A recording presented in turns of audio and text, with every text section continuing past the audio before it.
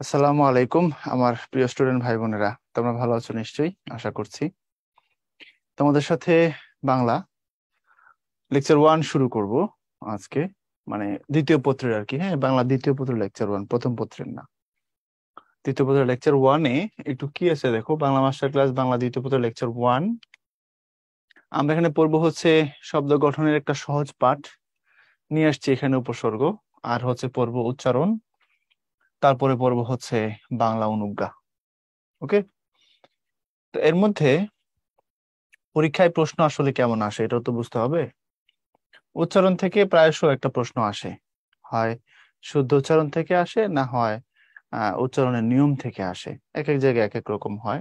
তোমাদের সিলেবাসের যেহেতু টপিক এটা উচ্চারণের নিয়ম, তোমাদের সিলেবাসে শুদ্ধ উচ্চারণ লিখতে হইতো শব্দের, আর তার পাশাপাশি বানান লিখতে হইতো। আর উপসর্গ থেকে মাঝে মধ্যে আসে, সবসময় আসে না, মাঝে মধ্যে আসে। বাংলা অনুজ্ঞা তোমার সিলেবাস বহির্ভূত টপিক, মাঝে মধ্যে আসে। এটা ক্রিয়াপদ পড়তে গেলে বা তোমার হচ্ছে বাক্যের বেশ কিছু জায়গা আছে বুঝতে গেলে এটা লাগবে। পরে আমরা বাক্য আলোচনা করবো, এই জন্য এটা এখানে অ্যাড করছি। বুঝতে পারছো?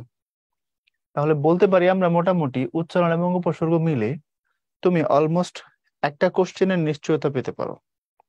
আমি তোমাকে অ্যাসিওর করতে পারি, হতে পারে কপাল ভালো থাকলে এখান থেকে তুমি 2টা প্রশ্ন পেতে পারো, আদারওয়াইজ একটা কোশ্চেন হয়তো বা পাচ্ছ ইনশাল্লাহ। ওকে, তো চলো আমরা শুরু করি। ভর্তি পরীক্ষায় যে বছর প্রশ্ন এসেছে, একটু যদি অ্যানালাইসিসটা দেখো, ভর্তি পরীক্ষায় কেমন প্রশ্ন আসছে বিগত বছরগুলোতে একটু খেয়াল করে দেখো।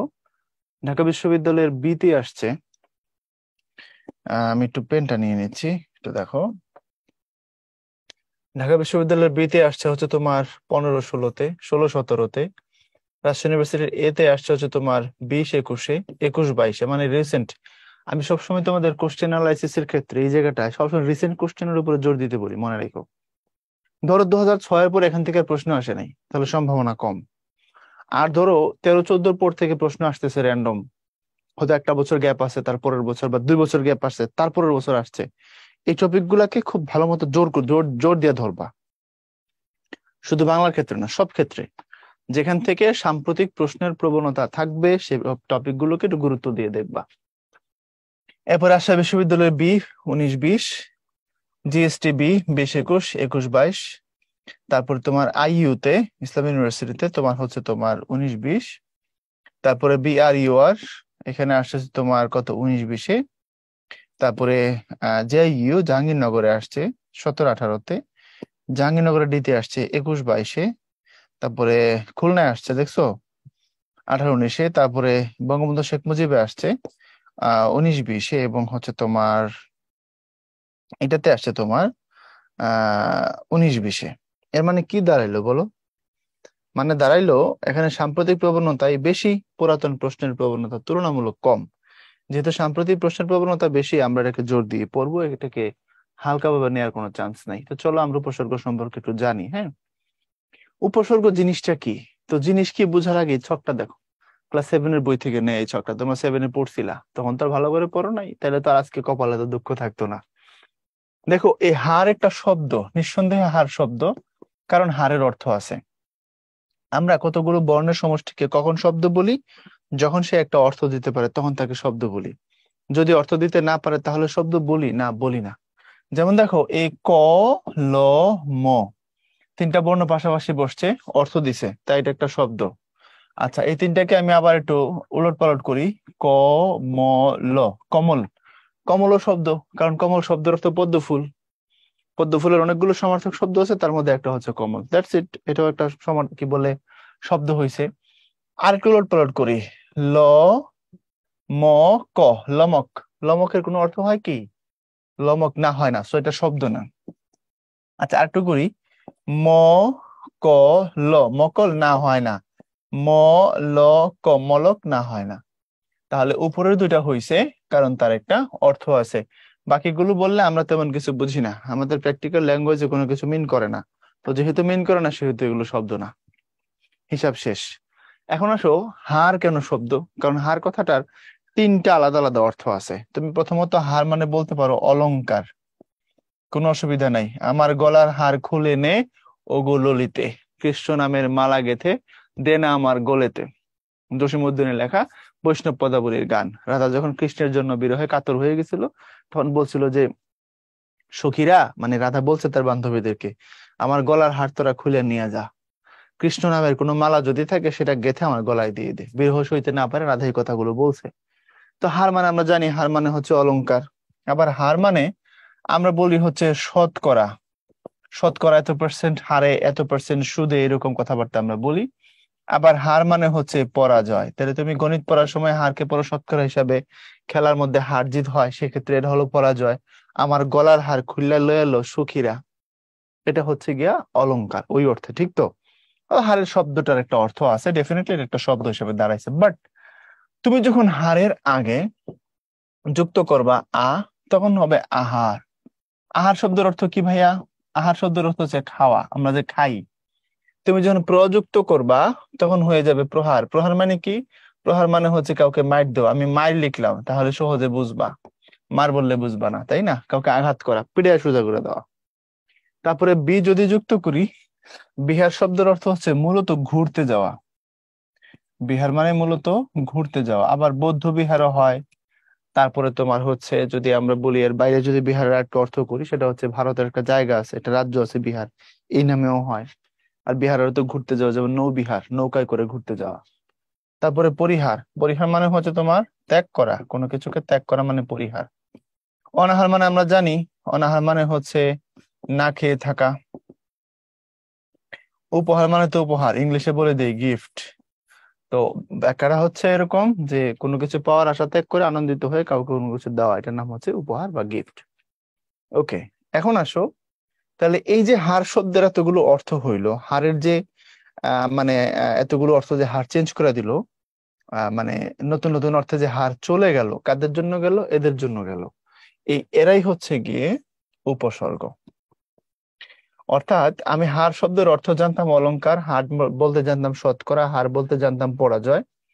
কিন্তু এই যে হারের অর্থ এতগুলো জায়গায় চলে গেল, খাওয়া থেকে শুরু করে গিফট পর্যন্ত, সবগুলোর জন্য দায়ী কে? দায়ী হচ্ছে আ থেকে শুরু করে উপ, এরা। কারণ এরা হচ্ছে উপসর্গ, এরা প্রত্যেকে হারের অর্থকে চেঞ্জ করছে। এখন দেখো তো, আমরা উপসর্গ সম্পর্কে এখানে তিন চারটা কথা বলতে পারি কিনা। আমরা বলতে পারি, প্রথমত বলতে পারি যে উপসর্গ কিছু হচ্ছে অব্যয় সূচক শব্দাংশ। মানে উপসর্গগুলো হচ্ছে অব্যয়। অব্যয় কোনগুলো? যাদের নিজস্ব অর্থ থাকবে না। অর্থাৎ কোনো পদ বা কোনো শব্দ বা শব্দাংশ যদি একা থাকলে, সিঙ্গেল অবস্থায় কোনো কিছু বুঝাইতে না পারে, তখন তাকে অব্যয় বলে। যেমন ধর, আমি বললাম কলম, তুমি কিছু একটা বুঝছো। বললাম মাথা, বুঝছো। বললাম বই, বুঝছো। বললাম শহর, বুঝছো। বললাম তরমুজ, তুমি কিছু একটা বুঝেছো। কিন্তু আমি শুধু বললাম কিচ্ছু বুঝো নাই। শুধু বললাম বি, কিচ্ছু বুঝো নাই। বললাম অভি, কিচ্ছু বুঝো নাই। অভি যদিও মানুষের নাম, উপসর্গ হিসেবে আর কি, অভিমুখে, ওইটা বলছি আর কি। হ্যাঁ, তো খেয়াল করে দেখো, যদি আমরা চেষ্টা করি বা চিন্তা করি, তাহলে অব্যয় মানে এবং, ও, আর, অথবা, অথচ, কিন্তু, সমস্ত উপসর্গগুলো, এগুলো সবগুলোই অব্যয়। কেন? কারণ তারা একা থাকলে, স্বাধীন অবস্থায়, সিঙ্গেল অবস্থায় কোনো অর্থ দিতে পারে না। এই প্রথমত উপসর্গকে কি বলবো? অব্যয়। দ্বিতীয়ত কি বলবো? দ্বিতীয়ত বলবো যে এরা স্বাধীন ভাবে অর্থ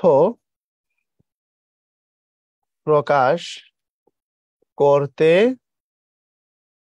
পারে না। এরা স্বাধীনভাবে কি করতে পারে না? অর্থ প্রকাশ করতে পারে না। তৃতীয়ত আমরা এখান থেকে আরেকটা কথা বলবো, যে অন্য শব্দের পূর্বে বসে। দেখো, এখানে হারের পূর্বে বসছে, পরে বসে নাই। তাহলে উপসর্গের ব্যাপারে বলবো অন্য শব্দের পূর্বে বসে। আচ্ছা, তারপরে কি করছে বলো তো? এই যে হারের পূর্বে যে বসছে উপসর্গগুলো, বসে তাদের কাজটা কি, ফাংশনটা কি? ফাংশনটা হচ্ছে ওই শব্দের অর্থের পরিবর্তন করে বা নতুন শব্দ তৈরি করে। আমরা বলবো যে নতুন শব্দ তৈরি করে। উপসর্গের কাজ মূলত নতুন শব্দ তৈরি করা। কারণ তো আমরা আগের ক্লাস থেকে, আগেকার যে বেসিক যে লেকচার গুলো আছে, সেগুলো থেকেও শিখছি, যে একাডেমিক লেভেলেও তোমরা পড়ছো এটা, যে সমাস, উপসর্গ আর প্রত্যয়, তাদের কাজ হচ্ছে নতুন নতুন শব্দ তৈরি করে দেওয়া, এগুলো তাদের ভূমিকা। উপসর্গ সেটা করে। তবে মনে রেখো, কখনো কখনো উপসর্গ নতুন শব্দ তৈরি করে না, কেবল শব্দের অর্থের পরিবর্তন করে। সেটা কেমন? যেমন ধরো, আমি এই কাজ শব্দের আগে দুইটা উপসর্গ নিলাম, একবার বললাম সু, আবার কাজ শব্দের আগে আরেকটা উপসর্গ নিলাম, আবার বললাম কু। এই সুকাজ আর কুকাজ যখন বলি, সু দিয়ে কাজ সুকাজ, অর্থটা ভালোর দিকে যায়, তাই না? অর্থটা ভালো বোঝায়। এটা দ্বারা কি বোঝায়? অর্থটা খারাপ বোঝায়। এই খারাপ বোঝাইলে তারে বলে অর্থের সংকোচন, আর যদি ভালো বোঝায় তখন তারে বলা হয় অর্থের সম্প্রসারণ। মনে রাখবা, যদি অর্থ ভালোর দিকে যায় তখন তারে বলে অর্থের সম্প্রসারণ, আর যদি খারাপের দিকে যায় তখন তাকে বলে অর্থের সংকোচন। আর একটু ক্লিয়ার করে দিই, মনে রাখবা।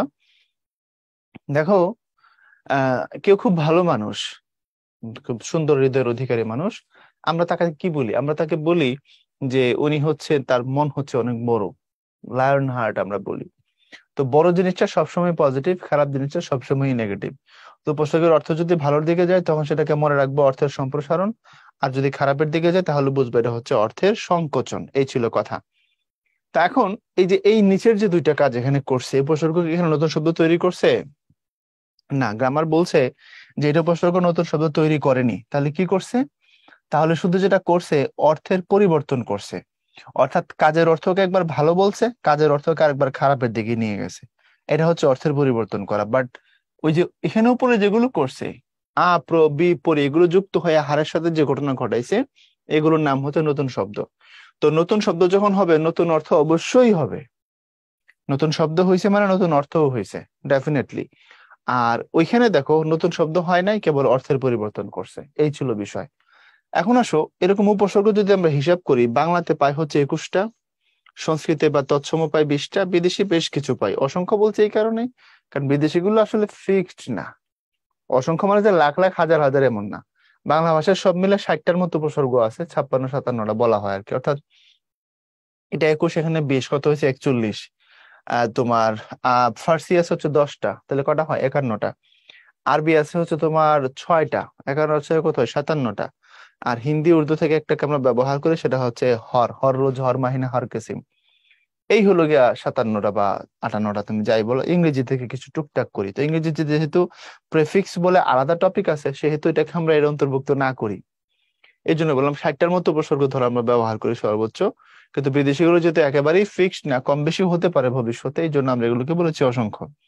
আর বাংলা এবং সংস্কৃত বা তৎসম যেগুলো আছে, এগুলো বলতে পারো ফিক্সড।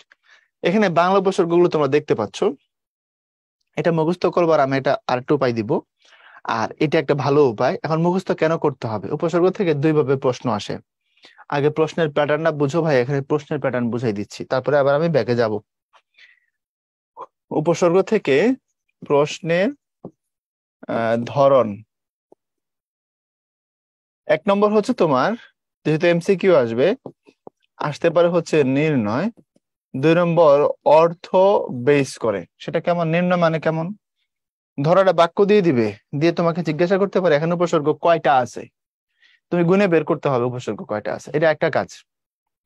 দ্বিতীয়ত আরেকটা কাজ তোমার দিয়ে করাইতে পারে, সেটা হচ্ছে একটা শব্দ দিয়ে তোমার জিজ্ঞেস করবে এর মধ্যে কি বাংলা উপসর্গ, নাকি সংস্কৃত উপসর্গ, নাকি বিদেশি উপসর্গ, অথবা দেশি উপসর্গ কোনটাতে আছে। এই টাইপের একটা প্রশ্ন করতে পারে। এটাও নির্ণয়, তুমি কাউন্ট করলা অথবা বাংলা তৎসময়টাকে তুমি বের করলা, এটাও নির্ণয়।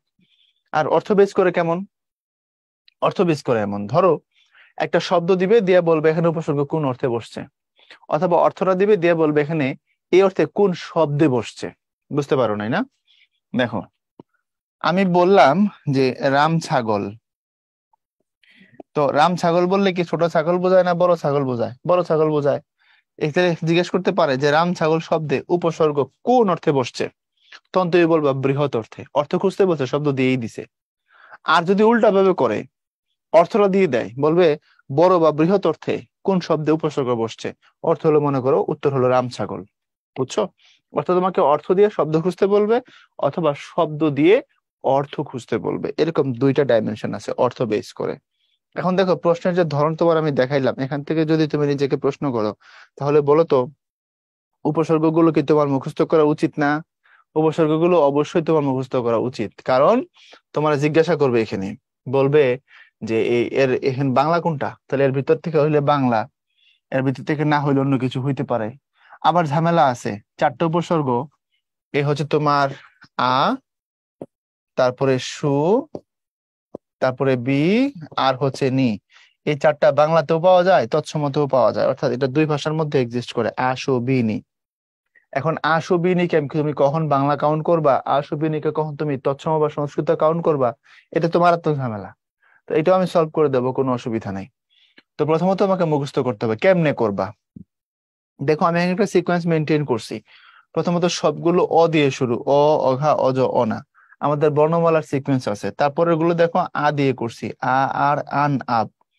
তারপরে দেখো রস্বই দিয়ে করছি। তাহলে আমরা যখন করি অ আর রস্বই সিস্টেম মতো আসতেছে, খেয়াল করে দেখো। আর তুমি বলতে পারো ভাইয়া ইতির পরে তো পাতে নিয়ে আসছেন।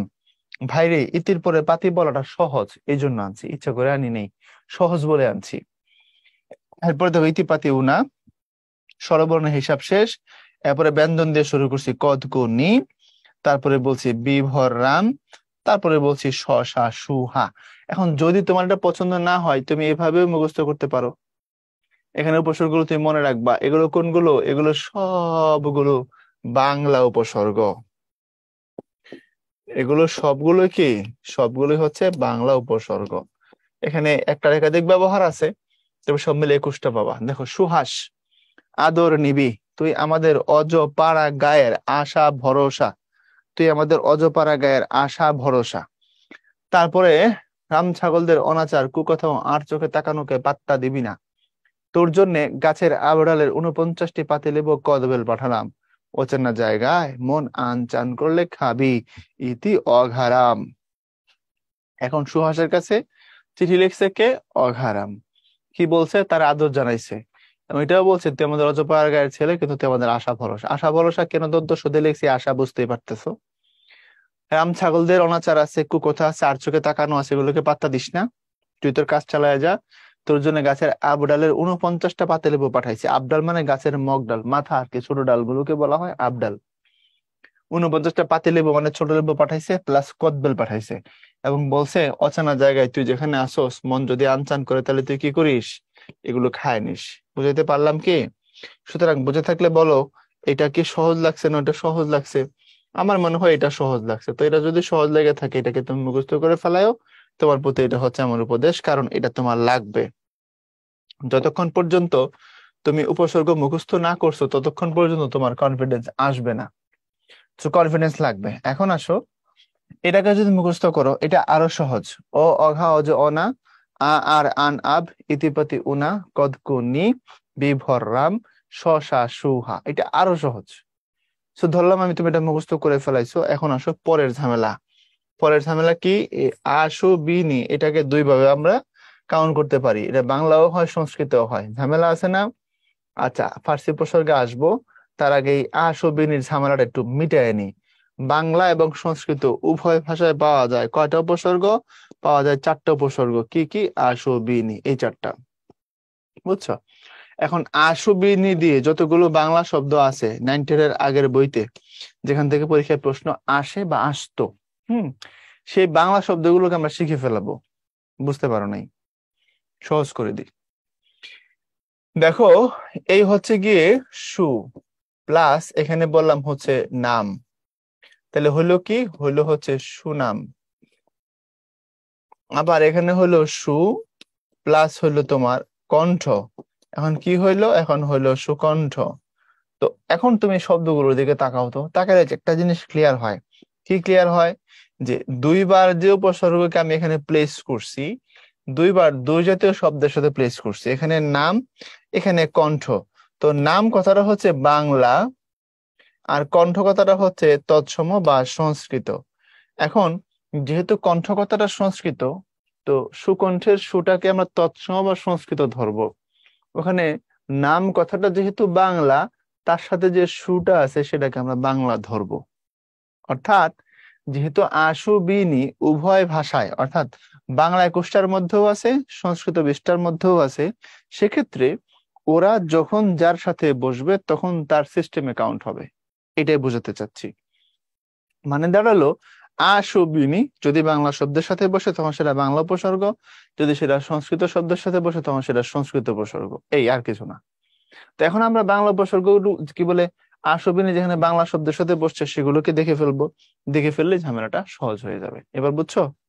দেখো এখানে বলছি মোটামুটি লেভেলের একটা প্রেমের গল্প বলতে পারো আর কি, হ্যাঁ, খুব হাই লেভেলের প্রেমের গল্প না। সুমন আর সুমনের প্রতি এরা ক্যারেক্টার। সুনজর দেবার সুখবর শুনে সুমন সুদিন দেখে সুকাজ সেরে সুনামের আশা করলো। অর্থাৎ এখানে দুটা ক্যারেক্টার আছে, একটা সুমন একটা সুমনা। তো সুমনা কি করছে, সুনজর দিয়েছে কার প্রতি, সুমনের প্রতি। পৃথিবীতে এটাই হয়, ছেলেদের প্রতি মেয়েরা বেশিরভাগ সময় নজর দেয়, কারণ ছেলেরা এক্সক্লুসিভ, এটা আমরা জানি, প্রাণী জগতে এক্সক্লুসিভ হচ্ছে ছেলেরা। তো সুমনা কি করছে, সুমনের প্রতি সুনজর দিছে। দিলে সুমন মনে মনে ভাবছে যে মেয়েটা আমার প্রতি সুনজর দিছে, আমাকে চায়, So আমি তো তাকে হতাশ করতে পারি না, নিরাশ করতে পারি না, ছেলেদের মন অনেক বড় তো, তাই না? তো সে কি করছে, বলছে যে ঠিক আছে তাহলে চলো এই ফাগুন পূর্ণিমা রাতে চলো পলায়ে যাই। দুজন যায় হচ্ছে বিয়ে করছে। তো সুনজর দেওয়ার পরে এই সুখবরটা যখন সুমন শুনছে, শুনে তার একটা সুদিন দেখে, মানে মনে করো শুক্রবার দেখে আর কি, হ্যাঁ, তারপরে যে সুকাজ সেরে ফেলছে, মানে বিয়ে শাদী করে ফেলছে, বুঝছো? বিয়ে শাদী করে তারপরে সুমন মনে মনে বলছে যে একটা ভালো কাজ করছি, খুব দারুণ কাজ, মানুষ নিশ্চয়ই এবার কি করবে, আমার সুনাম করবে।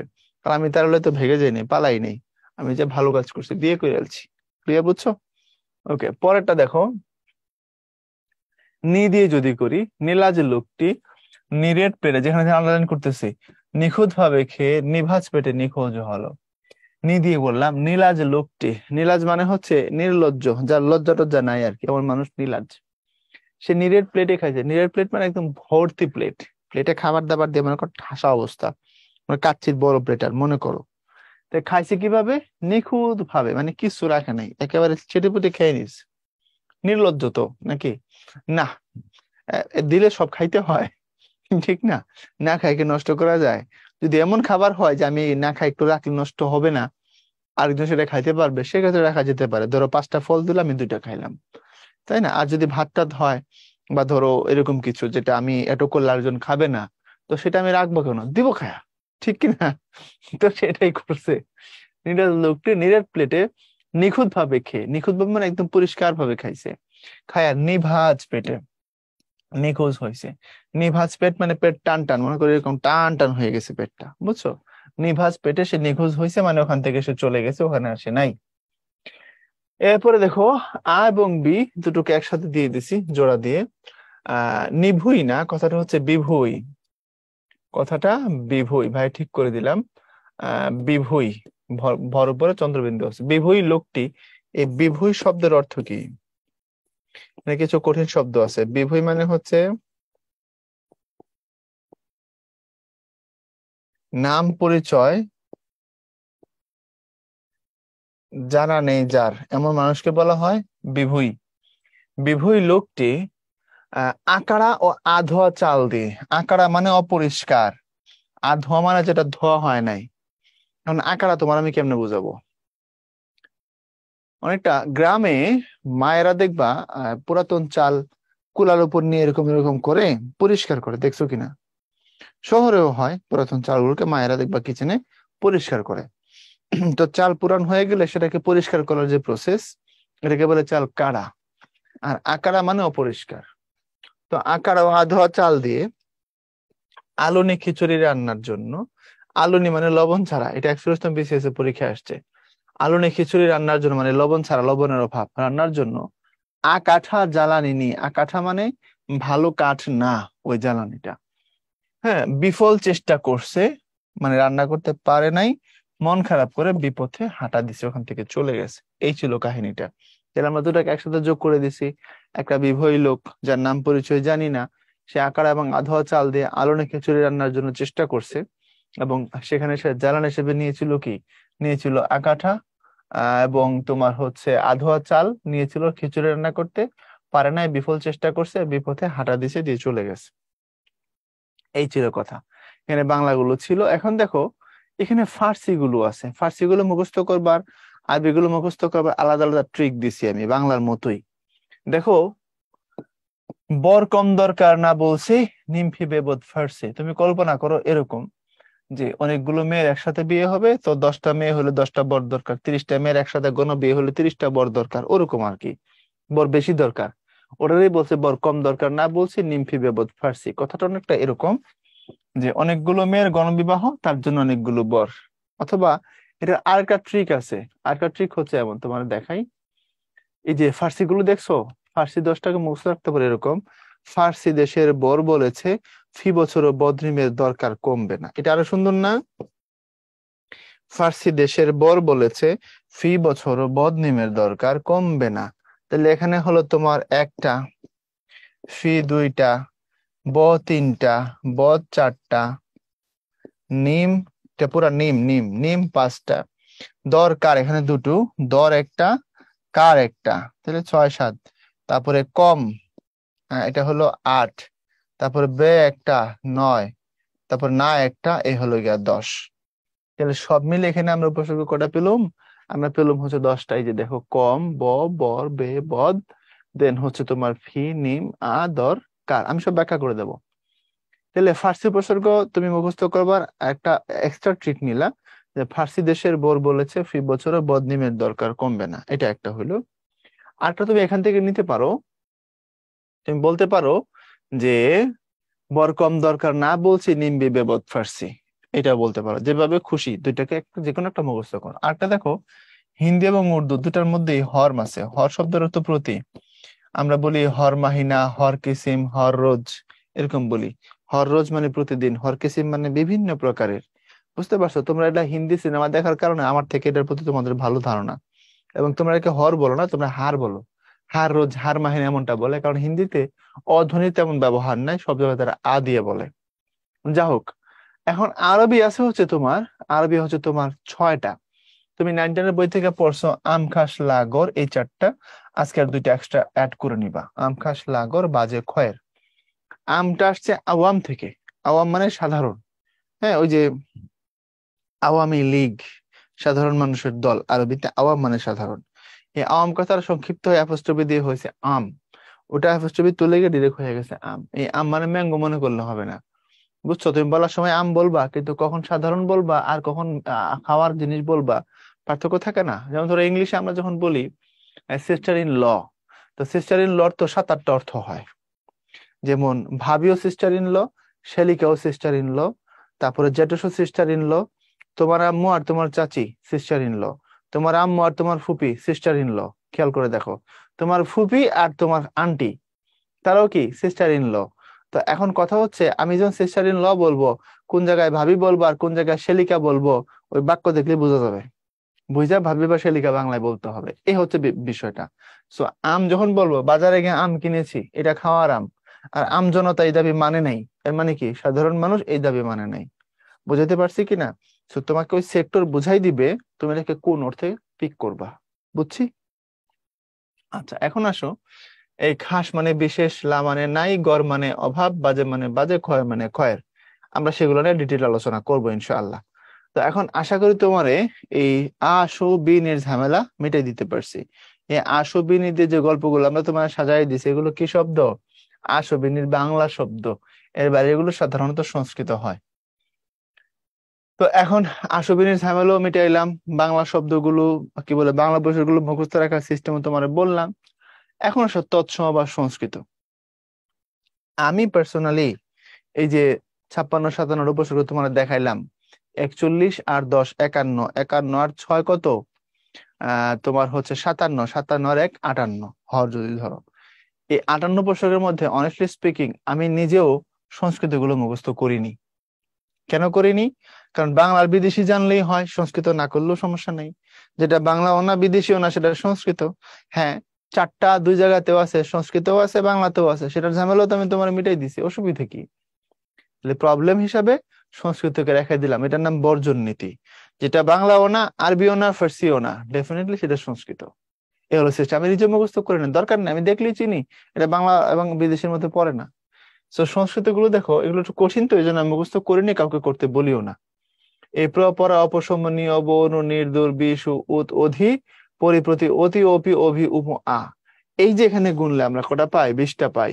এই 20টা তৎসম বা সংস্কৃত। তুমি এখান থেকে এরকম করে একবার মনে রাখতে পারো, পড়তে পারো যে অভি এবং অপি এরা 2 বোন। নিরক্ষর অভি সুচরিত্রের অধিকারী। অতি দূরে আমেরিকা প্রবাসী অপি প্রতিদিন বিচরণ করতে উপনেতার দরবারে। অপির এই উৎপীড়ন নিবারণ করতে না পেরে মোবাইলে তাকে অপমান করলো অভি।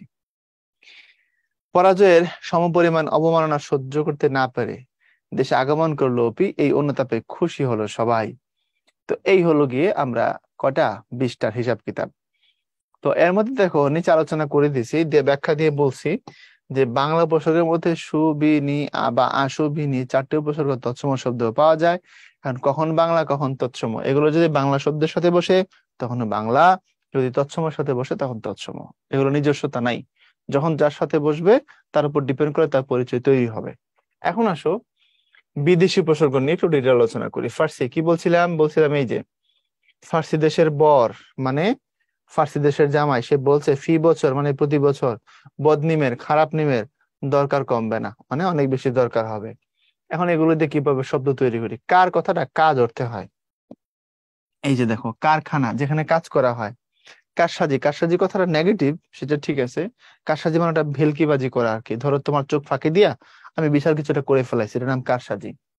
কারচুপি তো বুঝো, এটাও চুরি, খারাপ চুরি, যে ভোট কারচুপি বলি আমরা। তারপরে দর, মধ্যস্থতা করা অর্থে দরপত্র, দরপট্টা, দর দালাল মানে মাঝখান থেকে নেগোশিয়েট করে দেওয়া, দরদাম করা এরকম। না কথাটা আমরা আরবিতে যেটাকে লা বলি, আমরা যারা মুসলমান আমরা জানি কালমা তাইয়্যিবার মধ্যে আমরা পড়ছি লা ইলাহা ইল্লাল্লাহ মুহাম্মাদুর রাসূলুল্লাহ সাল্লাল্লাহু আলাইহি ওয়াসাল্লাম। এখন ওখানে এই যে লা পড়ছি আমি, লা ইলাহা ইল্লাল্লাহ, আল্লাহ ছাড়া কোনো ইলাহ নাই বা মাবুদ নাই, ওই লা মানে নাই। ঠিক এখানেও তুমি যেটা বলছো, তুমি বলছো যে একটু খেয়াল করো, না লায়েক, এই যে এটা হুবহু মিলবে হচ্ছে বেটা, না এটা না বেটা, এই বে না অর্থে বেয়াদব, বেকসুর, বেতার। তাহলে দেখো আরবিতে যেটা লা,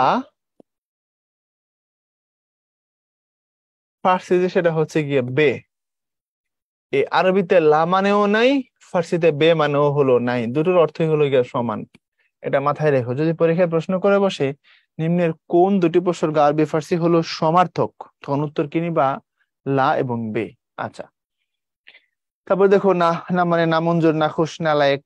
নামঞ্জুর মানে মঞ্জুর করলাম না, নাখুশ মানে খুশি হইলাম না, নালায়েক মানে বুদ্ধিমান না এরকম। নিম মানে আধা অর্থে, নিম রাজি, নিম মোল্লা, নিম খুন। নিম রাজি মানে অর্ধেকটা রাজি, কাউকে ধরো আমি একটা প্রস্তাব দিলাম, সে 50% রাজি, হ্যাঁ করে দিতে পারে, এমন হলে তারা বলে নিম রাজি। নিম মোল্লা মানে ছোটখাটো মোল্লা। নিম খুন মানে হাফ মারার না, কিন্তু আবার উল্টা বুঝো না। অবশ্য আমরা বলি না যে ওর জোক শুনে আমি তো হাসতে হাসতেই শেষ, হাসতে হাসতে মরে গেছি, মরে গেছি মানে ডেড হয়ে গেছি, না নিম খুন বলে এটারে। এরপরে ফি, ফি মানে প্রতি, ফি রোজ, ফি সপ্তাহ, ফি বছর। ফেরোজ মানে প্রতিদিন, ফি সপ্তাহ মানে প্রতি সপ্তাহ, ফি বছর মানে প্রতি বছর। নৌ, এটাকে তুমি ফি সন দিয়ে কবিতায় পড়ছো, একটা কবিতা ছিল আমাদের সময় ছোটবেলায়। এখন চাইলে তুমি এটাকে পড়তে পারো, ইয়েতে উইকি করে পড়তে পারো। ফি সন মানে প্রতি বছর, কবিতার নাম হচ্ছে নন্দলাল। ওই কবিতায় দেখানো হয়েছে যে একজন দেশপ্রেমিক মানুষ, দেশের প্রতি তার ব্যাপক ভালোবাসা, কিন্তু সে রাস্তায় বের হয় না, মানুষের কাছে যায় না, এসরমে বসে বসে বিবৃতি দেয়, আরামে থাকে, আর ব্যাপক খায় দায়। আর যদি তারা বলা হয় তুমি কেন যাও না মানুষের কাছে, বলে বাইরে বের হওয়া তো একটা রিস্ক, কুত্তা কামড়াইবো। তো বলছে গাড়িতে যাও, অ্যাক্সিডেন্ট হয়। নৌকায় করে যাও, কয় নৌকা তো ডুবে যায়। এসব অজুহাত দিয়ে সে বাড়িতে বসে বসে খায় আর বিবৃতি দেয়, আর বলে আমি একজন নেতা, আমি দেশপ্রেমিক। ওখানে এই কথাটা আছে, নৌকা ভীষণ ডুবিছে ভীষণ, অর্থাৎ প্রতি বছর নৌকা ব্যাপক হারে ডুবছে। নৌকা ভীষণ ডুবিছে ভীষণ, রেলে কলিশন হয়, পথে কামড়ালে সর্প আর কুকুর কামড়ানোর, পথে চললে সর্প আর কুকুর কামড়ানোর ভয়। নৌকা ভীষণ ডুবিছে ভীষণ, প্রতি বছর ব্যাপক হারে নৌকা ডুবে, রেলে কলিশন হয় মানে রেলের অ্যাক্সিডেন্ট হয়, আর পথে যদি হাঁটি তাহলে কুকুর অথবা সাপের কামড় খাওয়ার ভয় আছে, সেজন্য করি না। এ হলো নন্দলাল। ওকে, তারপরে হচ্ছে তোমার যদি এর পরেরটা যে দেয় যাই, তারপরে তোমার ধরো হচ্ছে ফির পরে আমরা গেলাম হচ্ছে বদ। বদ কথাটাকে আমরা নর্মালি যে অর্থে ব্যবহার করি, নর্মালি আমরা যে অর্থে ব্যবহার করি, বদ মানে আমরা খারাপ অর্থে বলি না, তাহলে বদ নজর মানে খারাপ নজর।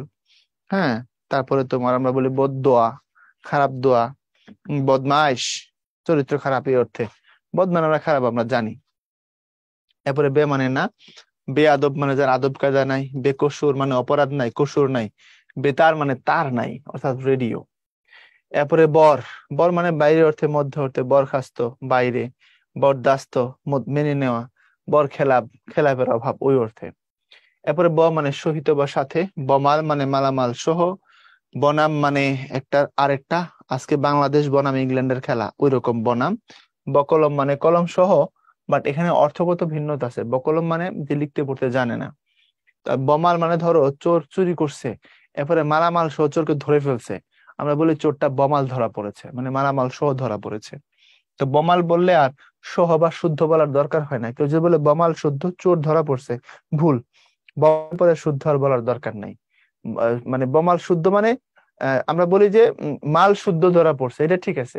বমাল শুদ্ধ বলা যাবে না, ব মানে সহ, তাহলে শুদ্ধ বলার দরকার নেই। ওকে। আচ্ছা, কম স্বল্প অর্থে, কম আক্কেল, কমজোর, কম বাখাত, আমরা যে অর্থে নর্মালি বলি কম ওটাই। কম বখত মানে হচ্ছে তোমার দুর্ভাগা, যার ভাগ্য খারাপ, ওই অর্থে কম বখত হয়। কমজোর মানে গায়ে জোর নাই, কম আক্কেল তো বুঝতে পারো, বুদ্ধি কম। এরপরে হচ্ছে আরবি উপসর্গ আম, খাস, লা, গর, বাজে, খয়ের। আম মানে সাধারণ বলেছি, এই কথাটার বিশ্লেষণটা হচ্ছে এমন, আরবিতে শব্দটা হচ্ছে তোমার আওয়াম। এই কথাটা এক সময় উপরে অ্যাপোস্ট্রোফি দিয়ে লেখা হইতো, অর্থাৎ এই জায়গাটাকে আমরা গ্যাপ দিয়ে লিখতাম। সেটা এখন ঊর্ধ্বকমা তুলে দিয়ে আমরা এখন কি করছি, আমরা সরাসরি ডাইরেক্ট ফায়ারে চলে গেছি পুরাই। বুঝছো, এটা আম বানায় ফেলেছি। আম দরবার, আম মোক্তার। আম দরবার মানে যেখানে জমিদার বা রাজা বাদশা বা সম্রাট সাধারণ মানুষের সাথে দেখা করেন, সেটা আম দরবার বলে। হ্যাঁ, সম্রাট শাহজাহানের দুইটা এরকম তার প্রাসাদের দুইটা উইং ছিল, একটা ছিল দরবারে আম, একটা ছিল দরবারে খাস। বুঝতে পারছো? অর্থাৎ সাধারণ মানুষের সাথে এক জায়গায় দেখা করতেন একটা নির্দিষ্ট টাইমে, আর বড় বড় মানুষ যারা তাদের সাথে আরেক জায়গায় বসতেন। দরবারে খাস বিশেষ মানুষ, দরবারে আম সাধারণ পাবলিক। এই যে দেখো তাহলে খাস বিশেষ, খাস মহল, বিশেষ মহল, খাস কামরা, খাস দরবার। বুঝছো? জাজ যারা, তারা দেখবা কোর্টে যতক্ষণ বিচার কাজ করে তারপর একটা রুমে বসে বিশ্রাম করেন, ওটাকে খাস কামরা বলে। এরপরে লা শব্দটা না অর্থে, লা জবাব, একটু আগে বলেছিলাম, জবাব নাই। লাওয়ারিশ মানে যেটা কেউ মালিকানা দাবি করে না, মনে করে এমন কোন সম্পত্তি যেটার মালিকানা নাই, এমনি পড়ে আছে, এটা লাওয়ারিশ। আঞ্জুমান মুফিদুল ইসলাম নামে একটা সংগঠন আছে, যদি এমন হয় কোনো অ্যাক্সিডেন্টে বা কোনো কারণে অপমৃত্যু ভাবে কেউ মারা যায় এবং তার বডি কেউ ক্লেম না করে, তখন আঞ্জুমান মুফিদুল ইসলাম তাকে নিয়ে কি করে, দাফন করে। এটা বলে লাওয়ারিশ, লাশগুলোকে দাফন দাফন করা, মানে এটার মালিকানা কেউ দাবি করতেছে না, কেউ হয়তো জানে না তার আত্মীয় স্বজন, ওইরকম। লাপাত্তা মানে পাত্তা নাই, হারায় গেছে, বুঝতেই পারো। বাজে, বাজে এটা আমাদের ভাষায় আছে, এটা দরকার নেই, আমরা জানি। গড় মানে অভাব, এটাও বুঝি, গড় মিল, গড় হাজির, গড় রাজি। খয়ের খা মঙ্গলাকাঙ্ক্ষী, এটা অনেকটা ঠিক মঙ্গলাকাঙ্ক্ষী বলা যায় না, এটাকে আমি চাটুকার বলি। আমরা আমাদের বাগধারার মধ্যে এই কথাটা আছে না, চাটুকার ব্যবহার করি কি করি না।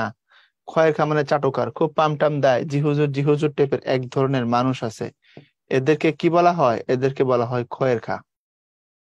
এটার সাথে আমরা কম বেশি পরিচিত, ঠিক। এরপরে দেখো এখানে বলছি যে খয়ের খা খাস কামড়ে আমজনতার গড় হিসাব নিলে অনেকে লাপাত্তা হয়ে যায়। এত বড় কথা না বললে আমি ওইভাবেই বলি, আম খাস লাগর বাজে খয়ের, মামলা শেষ। এখন আসো ইংরেজি উপসর্গ, যেগুলোকে আমরা ইংলিশে কিন্তু নর্মালি এগুলোকে ব্যবহার করি আমরা, বাংলাতে একটু যেহেতু খুব বেশি বেশি ব্যবহার আছে সেই অর্থে এটাকে আনছি। আসলে ইংরেজিতে এই কয়টা এমন কিছু না কিন্তু, কারণ ইংরেজিতে আমরা উপসর্গকে কি অর্থে পড়ি, আমরা পড়ি হচ্ছে প্রিফিক্স অর্থে। সো ওই ফুল প্রিফিক্স তোমাকে আমি এখানে পড়াচ্ছি না। আমরা হেডমাস্টার, সাব অফিস, সাব জজ, sub inspector, half ticket, half school ইত্যাদি ইত্যাদি আমরা বলি, half shirt, half pant, full pant এগুলো বলি। ওই জন্য চারটার সাথে পরিচয় করাইছি। এরপরে হিন্দি আর উর্দুতে, এই হিন্দি উর্দু দুই ভাষাতেই পাওয়া যায়, এই হর রোজ, হর মাহিনা, হর কিসিম, হর এক আদমি ইত্যাদি। আশা করি পারবা, এটা নিয়ে আর ঝামেলা হবে না। তাহলে উপসর্গ থেকে আমরা যে বিষয়গুলোকে জানলাম, আমরা কি জানলাম, আমরা জানলাম যে উপসর্গ নির্ণয় হয়, বাক্যে কয়টা আছে গুনতে বলবে। আমরা এটাও শিখলাম যে বাংলা না আরবি না তোমার হচ্ছে তৎসম, এটাও জিজ্ঞেস করতে পারে আমাকে। সেই জন্য যতভাবে এটাকে কি করা যায়, ডিফেন্ড করা যায়, আমি সমস্ত কিছু নিয়ে কথা বলেছি তোমাদের সাথে। এখন এই যে প্র্যাকটিসটা আছে, ছকটা, অর্থাৎ উপসর্গ দেওয়া এবং তার সাথে তার দ্বারা সাধিত শব্দ দেওয়া এবং সেটা কোন অর্থ প্রকাশ করছে সেটাও বলে দিয়েছি, রাইট? সেই সবগুলোকে তোমার মুখস্থ করে ফেলতে হবে। তো এই শব্দগুলোর অর্থ তোমাকে জানতে হবে, কিভাবে কি হইলো। আমি তোমাকে দু একটা একটু ধরাই দিচ্ছি, তুমি যে সিস্টেমে পড়লে আগাইতে পারবা। যেমন ধরো এখানে হচ্ছে অনু। অনু কথাটাকে তুমি দুইটা অর্থে নিতে পারো, অনু মানে পিছনে, অনু মানে হচ্ছে তুল্য। কেমন? এই গমন শব্দের আগে তুমি যদি অনু ব্যবহার করো তাহলে অনুগমন, কারো পিছনে গমন, অর্থাৎ কাউকে ফলো করা, অনুগমন। আবার তুল্য অর্থে তুমি যদি অনুর সাথে রূপ নাও তাহলে অনুরূপ, ওটা যেমন ছিল এটাও তেমন, ফটোকপির মতো আর কি, এটা হচ্ছে তুল্য। এখন তোমাকে যদি পরীক্ষায় প্রশ্ন করে যে অনুগমন শব্দটিতে উপসর্গ ব্যবহার হয়েছে কোন অর্থে, উত্তর হবে পিছনের অর্থে। অথবা অনুরূপ শব্দটিতে উপসর্গ ব্যবহার হয়েছে কোন অর্থে, উত্তর হবে তুল্য অর্থে। আশা করি বুঝিয়ে দিতে পারছি পুরো বিষয়টা। তো এখন তুমি যেটা করবা, তুমি এই ছকগুলো মনে রেখো, সাধারণত ছকে উপস্থাপন করা হয় গুরুত্বপূর্ণ তথ্য, এখান থেকে পরীক্ষায় প্রশ্ন থাকে, প্রশ্ন আসবে। তাহলে এই জিনিসগুলো আমি আর কি করলাম না, তেলাওয়াত করলাম না, তুমি এই ছকটা তোমার মতো করে পড়ে ফেলাবা এবং কোন উপসর্গ কোন অর্থে বসছে সেগুলো দেখে নিবা। কিছু কিছু অর্থ হতে পারে তোমার কাছে কঠিন লাগবে, যেমন সম্যক। এই সম্যকের অর্থ তুমি হয়তো বুঝবে না। দেখো অভিজ্ঞ অথবা অভিজাত, তো এই যে তোমার উপসর্গগুলো যেখানে আমরা দেখতে পাচ্ছি, এগুলো সম্যক মানে কি? এই যে অভিজ্ঞর যে সম্যক, যেটা অভি উপসর্গ, সম্যক মানে হচ্ছে বিশেষ, স্পেশাল বা বেশি, এরকম অর্থে। ঠিক আছে, যেমন আমরা বলি অনেক সময় যে এই ব্যাপারে আমার সম্যক জ্ঞান নাই, সম্যক জ্ঞান নাই মানে খুব বিস্তারিত জ্ঞান নাই আর কি। এরপরে আসো, আমরা উপসর্গগুলো দেখাই দিলাম, দেন হচ্ছে ছকগুলো তুমি তোমার মতো করে মুখস্থ করে ফেলাবা এবং আমরা এখন প্রশ্নগুলো একটু সলভ করি। ঢাকা বিশ্ববিদ্যালয় খতে আসছে প্রশ্নটা 16-17 সেশনে। উপকূলের 29 জন জেলে অতিশয় অত্যাচারিত হয়ে সম্রাটের কাছে প্রতিকার চাইলেন, এ বাক্য উপসর্গ কয়টি? দেখো উপকূলের উপ একটা, 29-এর অনু একটা, অতিশয় শব্দের মধ্যে অতি একটা, অত্যাচারিতের মধ্যে এখানে আরেকটা, এটাও অতি। এই যে অতিযোগ আচার অত্যাচার, তারপরে সম্রাট, এখানে সম একটা। তাহলে কয়টা পাইছো দেখো তো, 1 2 3 4 5, এই হলো একটা। তাহলে আমরা কয়টা পাইলাম? 6টা পাইলাম। এটাই হচ্ছে এটা। সো আমরা একটু দেখো, যদি হিসাব করি তাহলে 1 2 3 4 5টা, আর এই যে প্রতিকার একটা, এই হলো গিয়ে 6টা। তাইলে আমরা উপকূলের উপ একটা, 29-এর অনু একটা, অতিশয়ের অতি একটা, অত্যাচারের মধ্যেও একটা আছে অতি, অতিযোগ আচার অত্যাচার, তারপরে সম্রাটের সম একটা, এরপরে তোমার প্রতিকারের মধ্যে প্রতি একটা। প্রশ্ন করছে এই বাক্যে উপসর্গ রয়েছে কয়টি? উপসর্গ তাহলে আছে 6টি, এলে 1 2 3 4 5 6, দ্যাটস ইট। ওকে, এখানে 6টা উপসর্গ আছে।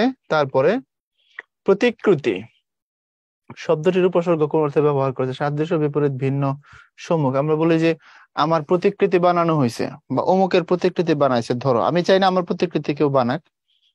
আহ বিভিন্ন বড় বড় মিউজিয়ামে দেখবো শাহরুখ খান, মেসি, রোনালদো তাদের হুবহু আটা কপি মোমটোম দিয়ে বানায়, এটার প্রতিকৃতি বলে আর কি। হ্যাঁ, তো প্রতিকৃতি মানে কি? মেসি যেমন দেখবো যে রোনালদো এরকম করে দাঁড়ায় রয়েছে, তোমার মনে হবে এটা রোনালদো, মানুষ সেলফি তুলতেছে। তাহলে হুবহু দেখতে, এর মানে হচ্ছে কি সাদৃশ্য আছে, এমন দেখতে মিলে যাচ্ছে। খাঁটি বাংলা উপসর্গ নয় এখানে। হ্যাঁ, অজোয়ার খাঁটি বাংলা, উন্নি খাঁটি বাংলা, নির্দুর খাঁটি বাংলা, নিবি। আচ্ছা, এই যে এখানে দেখো, এই দুইটা খাঁটি বাংলা না। উপরে অ, অঘা, অজ, অনা, আ, আর, আন আছে। তারপরে কতকুনি, উনা আছে, নি আছে। নির কথাটা আর দূর কথাটা খাঁটি বাংলা নয়। নি এবং বি এগুলো খাঁটি বাংলা। তাহলে আমরা উত্তর নিয়ে নিলাম সি তে। তারপরে কোনগুলো খাঁটি বাংলা উপসর্গ? এখানে খাঁটি বাংলা উপসর্গ হচ্ছে এটা, কারণ সম, অপ, অধি এগুলো হচ্ছে তোমার তৎসম। তারপরে ফি, খাস, হর এগুলো বিদেশি।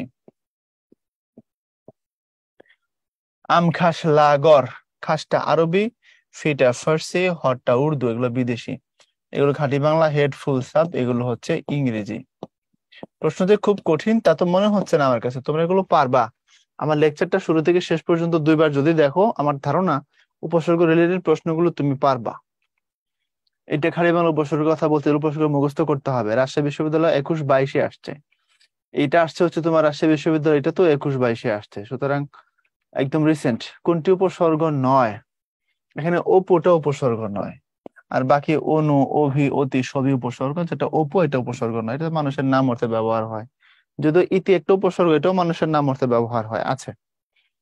আচ্ছা, রাজশাহী বিশ্ববিদ্যালয় 21-22। নাচার শব্দে না কোন ধরনের উপসর্গ? আরবি, ফার্সি, সংস্কৃত, বাংলা। দেখো আম, খাস, লা, গর, বাজে, খয়ের, এটা আরবি, এখানে নাই। তারপরে বর কম দরকার না বলছি, নিমফি বেবত, ফার্সি, এর মানে এটা ফার্সি। ফার্সি দেশের বর বলেছে, ফি বছর বদনিমের দরকার কমবে না, ওই না, এর মানে ফার্সি। রাজশাহী ইউনিভার্সিটি 21-22 কোতে, আশ্চর্য কথা, রাজশাহী বিশ্ববিদ্যালয়ের কোতে উপসর্গ থেকে এত কোশ্চেন আসলো। দেখো রাজশাহী বিশ্ববিদ্যালয় ক 21-22, পরেরটাও রাজশাহী বিশ্ববিদ্যালয় ক 21-22, পরেরটাও রাজশাহী বিশ্ববিদ্যালয় ক 21-22, পরেরটাও রাজশাহী বিশ্ববিদ্যালয় ক 21-22। আচ্ছা তাহলে কয়টা আসছে? 1, 2, 3, 4, 4টা কোশ্চেন একই সেশনে, একই ইউনিটে। It's amazing, unbelievable. একটা প্রশ্ন আসা যেখানে এনাফ, এক টপিক থেকে প্রশ্ন আসছে 4টা, এর মানে এটাকে খুব জোর দিয়ে দেখো, বিশেষ করে যারা রাজশাহী পড়তে চাও। আবার যদি দেয়, নাও দিতে পারে। দেখো এরপরে কোনটি ফার্সি উপসর্গ? জিএসটির কোশ্চেন, হর, আম, নিম, সাব। আমরা পড়েছি ফার্সি মানে হচ্ছে ফার্সি দেশের বর বলেছে, ফি বছর বদ নিমের দরকার কমবে না। এই হর হচ্ছে তোমার আমরা হিন্দিতেও পাই, প্লাস উর্দুতেও পাই। আমটা আরবি, আম, খাস, লাগর, এটা আরবি উপসর্গ, বুঝতে পারতেছি। সাবটা ইংরেজি, সাব ডিভিশন, তাই না, সাব ইংরেজি। এরপরে আসো, ক্ষুদ্র অর্থ উপসর্গ ব্যবহৃত হয়েছে কোন শব্দ? উপসর্গ, উপদল, উপকূল, উপশহর। খেয়াল করো, উপকণ্ঠ মানে কাছে, উপকূল মানেও কাছে, উপশহর মানে শহরের মতোই কিছুটা, এটা সদৃশ। আর উপদল মানে দল থেকে যেটা ছোট, দল, উপদল, দল, উপদল, বুঝছো? জিএসটি খ 20-21, ভালোই কঠিন কোশ্চেন দিচ্ছে জিএসটি তে, দেখছো কাঁপাই দিচ্ছে। উপসর্গটি তোমার তৎসম, বাংলা, আরবি, ফার্সি, ডেফিনেটলি তৎসম, চোখ বন্ধ। প্রযোগ, হার, প্রহার, প্রযোগ ভাত, প্রভাত, তাই না? ওকে। অঘারাম বাস করে অজপাড়া গায়ে, ব্যাকরণীতে কোন উপসর্গ কতটি আছে? আচ্ছা, একটা অঘা, একটা রাম, একটা অজ, এরপরে আছে কি নায়িকা। তাহলে বাংলা উপসর্গ আছে অঘা, রাম, বাস করে, ফার্সি, হিন্দি, সংস্কৃত। আচ্ছা খেয়াল করো তো, অ, অঘা, অজ, অনা, তাইলে অ, অঘা, তাহলে আমরা একটা পাইলাম অঘা।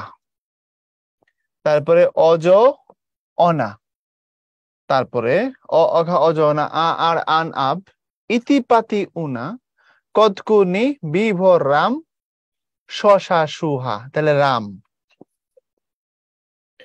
এখানে আমরা পাচ্ছি বাংলা পাচ্ছি 3টা, বাট অপশনে বাংলা 2টা, ফার্সি 3টা, হিন্দি 2টা, সংস্কৃত 1টা। দ্যাট মিনস সঠিক উত্তর নাই। সঠিক উত্তর নেই কারণে বাংলা 2টা না, বাংলা যদি 3টা হয় সেক্ষেত্রে আমরা এটাকে সঠিক নিতে পারবো, কোনো অসুবিধা নাই। কারণ আমরা এখানে অঘা একটা, রাম একটা, অজ একটা, এই অর্থে নিতে পারবো। ইয়েস, বুঝতে পারছো কথাটা? সো উত্তর আমরা এখানে ঠিক পাচ্ছি না বটে, এখানে 3টা হইলে বাংলা ঠিক ছিল। এটা তোমার হচ্ছে জবি, জগন্নাথের কর কোশ্চেন 17-18। অনাচার শব্দের অনা কি অর্থ প্রকাশ করে? অনাচার শব্দের অনা এখানে বিক্ষিপ্ত, বিশিষ্ট, বিকল্প, বিচিত্র। একটু খেয়াল করে দেখো, অনাচার মানে খারাপ, আমরা বলি যেমন অনাচার মানে ধরো হচ্ছে সাংস্কৃতিক ভাবে বা ধর্মীয় ভাবে খুব বাজে কালচার, খারাপ আচরণ, অশ্লীলতা, এমন হলে তার অনাচার বলে। তো এমন কোনো অর্থ এখানে নাই। মানে জাহাঙ্গীরনগরের ঘর প্রশ্ন, জাহাঙ্গীরনগরের ঘর কঠিন করতে করতে বেশি কঠিন করছে, উত্তর খুঁজে পাওয়া যাচ্ছে না। আর জাহাঙ্গীরনগর বিষয়ে আমার একটু ক্ষোভ আছে। আমি জাহাঙ্গীরনগরের ক্যাম্পাসের ব্যাপারে খুব মুগ্ধ। আমি ক্যাম্পাস দেখে পুরাই সিদ্ধান্ত নিয়ে নিয়েছিলাম আমি পড়বো ওখানে, এবং আমি সেখানে ভাইবা টাইবা দিয়ে চান্স চান্স পাই, তারপরে পড়ি নাই। ঠিক আছে, পড়ি না সেটা ভিন্ন কারণ, যাই হোক। তো জাহাঙ্গীরনগরের ক্যাম্পাস খুব দারুণ, ভিতরে গেলে তোমার খুব ভালো লাগবে। কিন্তু প্রশ্নগুলো আমার খুব, এখানে এত উইয়ার্ড উইয়ার্ড প্রশ্ন আসে জাহাঙ্গীরনগরে, মানে বাংলাদেশের অন্য বিশ্ববিদ্যালয়ের প্রশ্নের মধ্যে একটা রিদম তুমি পাবা। যেমন ঢাকা বিশ্ববিদ্যালয়ের প্রশ্ন সবচেয়ে স্মার্ট বলি আমি, সুন্দর, দারুণ। জগন্নাথের প্রশ্ন কিছুটা ঢাকা বিশ্ববিদ্যালয়ের ফ্লেভারে হইতো, বা একটা ধারা আছে সবগুলা, যেমন শাস্ত্রের প্রশ্নকে খুব তোমার সৃজনশীলতার বহিঃপ্রকাশ বা উদ্ভাবনী টাইপের ব্যাপক ইনোভেশন আছে, এমন প্রশ্ন শাস্ত্রে আসে। এটা সবাই জানে, শাহজালাল বিজ্ঞান ও প্রযুক্তি বিশ্ববিদ্যালয়ে। তো এক একটা জায়গার প্রশ্নের এক একটা কিন্তু রিদম আছে বা ইয়ে আছে, এবং জাহাঙ্গীরনগরেরও রিদম আছে, কিন্তু রিদমটা হচ্ছে এই বেশ কঠিন, বেশ অদ্ভুত টাইপের প্রশ্ন, যেগুলো সাধারণত অন্য জায়গায় ধরে না। এরা একটু ব্যতিক্রম, সব দিক থেকে ব্যতিক্রম, জাহাঙ্গীরনগর মানে একটু ব্যতিক্রম। এটা অবশ্য মজারও ব্যাপারটা, কারণ দেখো সারা বাংলাদেশের সমস্ত বিশ্ববিদ্যালয়গুলোতে রাষ্ট্রবিজ্ঞান বলে পলিটিক্যাল সায়েন্স, শুধু জাহাঙ্গীরনগর ওই সাবজেক্টের নাম সরকার ও রাজনীতি, গভর্নমেন্ট এন্ড পলিটিক্স। একই জিনিস কিন্তু, সেম জিনিসই পড়ানো হয়, একই কোর্স, কিন্তু ওখানে নামটা আলাদা, ডিপার্টমেন্টের নাম আলাদা। তো তাদের মধ্যে কেমন যেন একটা ইউনিক ব্যাপার আছে, এবং এটা কখনো কোনো খুব ভালো লাগে আমার। কিন্তু প্রশ্নটা মাঝে মধ্যে খুব কষ্ট দেয়, মানে বুকে আসা লাগে যে এরকম কি দরকার ছিল। একদম মনে করে কাপাকাপি অবস্থা করে ফেলে জাহাঙ্গীরনগর, বুঝছো? তো এটা বেশি কাপাকাপি করতে করতে শেষমেশ এখানে উত্তরে আমরা খুঁজে পাচ্ছি না। আর জাহাঙ্গীরনগরের সব থেকে ভালো লাগবে আমার ধারণা তোমাদের যেটা, যারা জাহাঙ্গীরনগরে পড়বা একটা সময়, এটা অনেকের স্বপ্নের ক্যাম্পাস বাংলাদেশে। বুঝতে পারছো? এটা বাংলাদেশে অনেকের স্বপ্নের ক্যাম্পাস। একে তো সুন্দর, প্রকৃতি দারুণ। আর আরেকটা, যারা জাহাঙ্গীরনগর তোমাকে একদম প্রেমে ফেলাই দিবে, বর্ষা যখন অতিথি পাখি আসে, ওখানে যে লেক গুলো আছে, ভিতরে অনেক লেক আছে, এবং ওই লেক গুলোর যে পরিবেশ হয়, যে পদ্ম ফুল হয় বা যে শাপলা ফোটে, অন্যরকম। জাহাঙ্গীরনগর মানে এমন একটা ফিল আছে এখানে, যেটা তুমি অন্য কোথাও আর পাবা না। ঢাকা বিশ্ববিদ্যালয় বা জগন্নাথ বিশ্ববিদ্যালয় বা ঢাকা শহরের ভিতরে যেগুলো আছে, বুয়েট বা বুটেক্স বা ঢাকা মেডিকেল, প্রকৃতির ছোঁয়া আসলে এখানে খুঁজে পাওয়া মুশকিল, একটু কম। বিশেষ করে আমার যে ইউনিভার্সিটি, আমি জগন্নাথের কথা যদি বলি, প্রকৃতি এখানে নাই। ঢাকা বিশ্ববিদ্যালয়ে কিছু আছে বা ছিল, সেগুলো এখন প্রচুর বিল্ডিং ফিল্ডিং হয়ে সেগুলো আগের মতো আর নাই। বা বুয়েটের অল্প কিছু জায়গা আছে ভিতরে একটু প্রকৃতি আছে, যেহেতু বুয়েট একটু পুরান ঢাকা এলাকায়, কম এলাকাতে এত বড় একটা ক্যাম্পাস। তো ঢাকার ভিতরের যে প্রতিষ্ঠানগুলো, সেখানে আসলে আমাদের স্পেস কম, প্রকৃতি নিয়ে নাড়াচাড়া করার সুযোগ কম। সেই জায়গায় ঢাকার বাইরে যতগুলো ইউনিভার্সিটি আছে, মুগ্ধ করার মতো পরিবেশ। যেমন চিটাগাং বিশ্ববিদ্যালয়ে গেলে তোমার মনে হবে ভাই আমি এখানে, আমি চান্স না পেলে আমি এখানে থাকবো, এমন মনে হবে। পাহাড়ের উপরে এক একটা ডিপার্টমেন্ট, তুমি এক জায়গায় থেকে আরেক জায়গায় রিক্সা করে যাবা ভিতর দিয়ে, অন্যরকম। এবং চিটাগাং বিশ্ববিদ্যালয়ে যে খেলার মাঠ, তোমাকে জাস্ট আন্দোলিত করবে, তোমার ভিতরটারে ধরে কাঁপাবে ওই মাঠ দেখলে, যে আমি এখানে এসে একটু বসবো, খেলবো, দৌড়াবো। বা হলগুলোর ছাদে উঠলে আশপাশটা যে দারুণ লাগে, এটা চিটাগাং বিশ্ববিদ্যালয়ের বৈশিষ্ট্য, অন্যরকম একটা, মানে আপার লেভেলের ভাইব আছে চিটাগাং। এবং চিটাগাং এর আরেকটা সবচেয়ে বড় মজার জায়গা হচ্ছে, তুমি যদি শহরে থাকো আর আসা যাওয়া করে ক্লাস করো, শহর থেকে শাটল ট্রেন দেওয়া আছে, প্রতিদিন যায় আসে ভার্সিটিতে, শুধু বিশ্ববিদ্যালয়ের জন্য দেওয়া ওই ট্রেন। এটা চিটাগাংয়ের গর্ব, মানে চিটাগাং বিশ্ববিদ্যালয়ের গর্ব আর কি, ওই ট্রেন। হ্যাঁ, অন্য রকমের ভাইব আছে, এক একটা বিশ্ববিদ্যালয় এক এক রকমের ভাইব।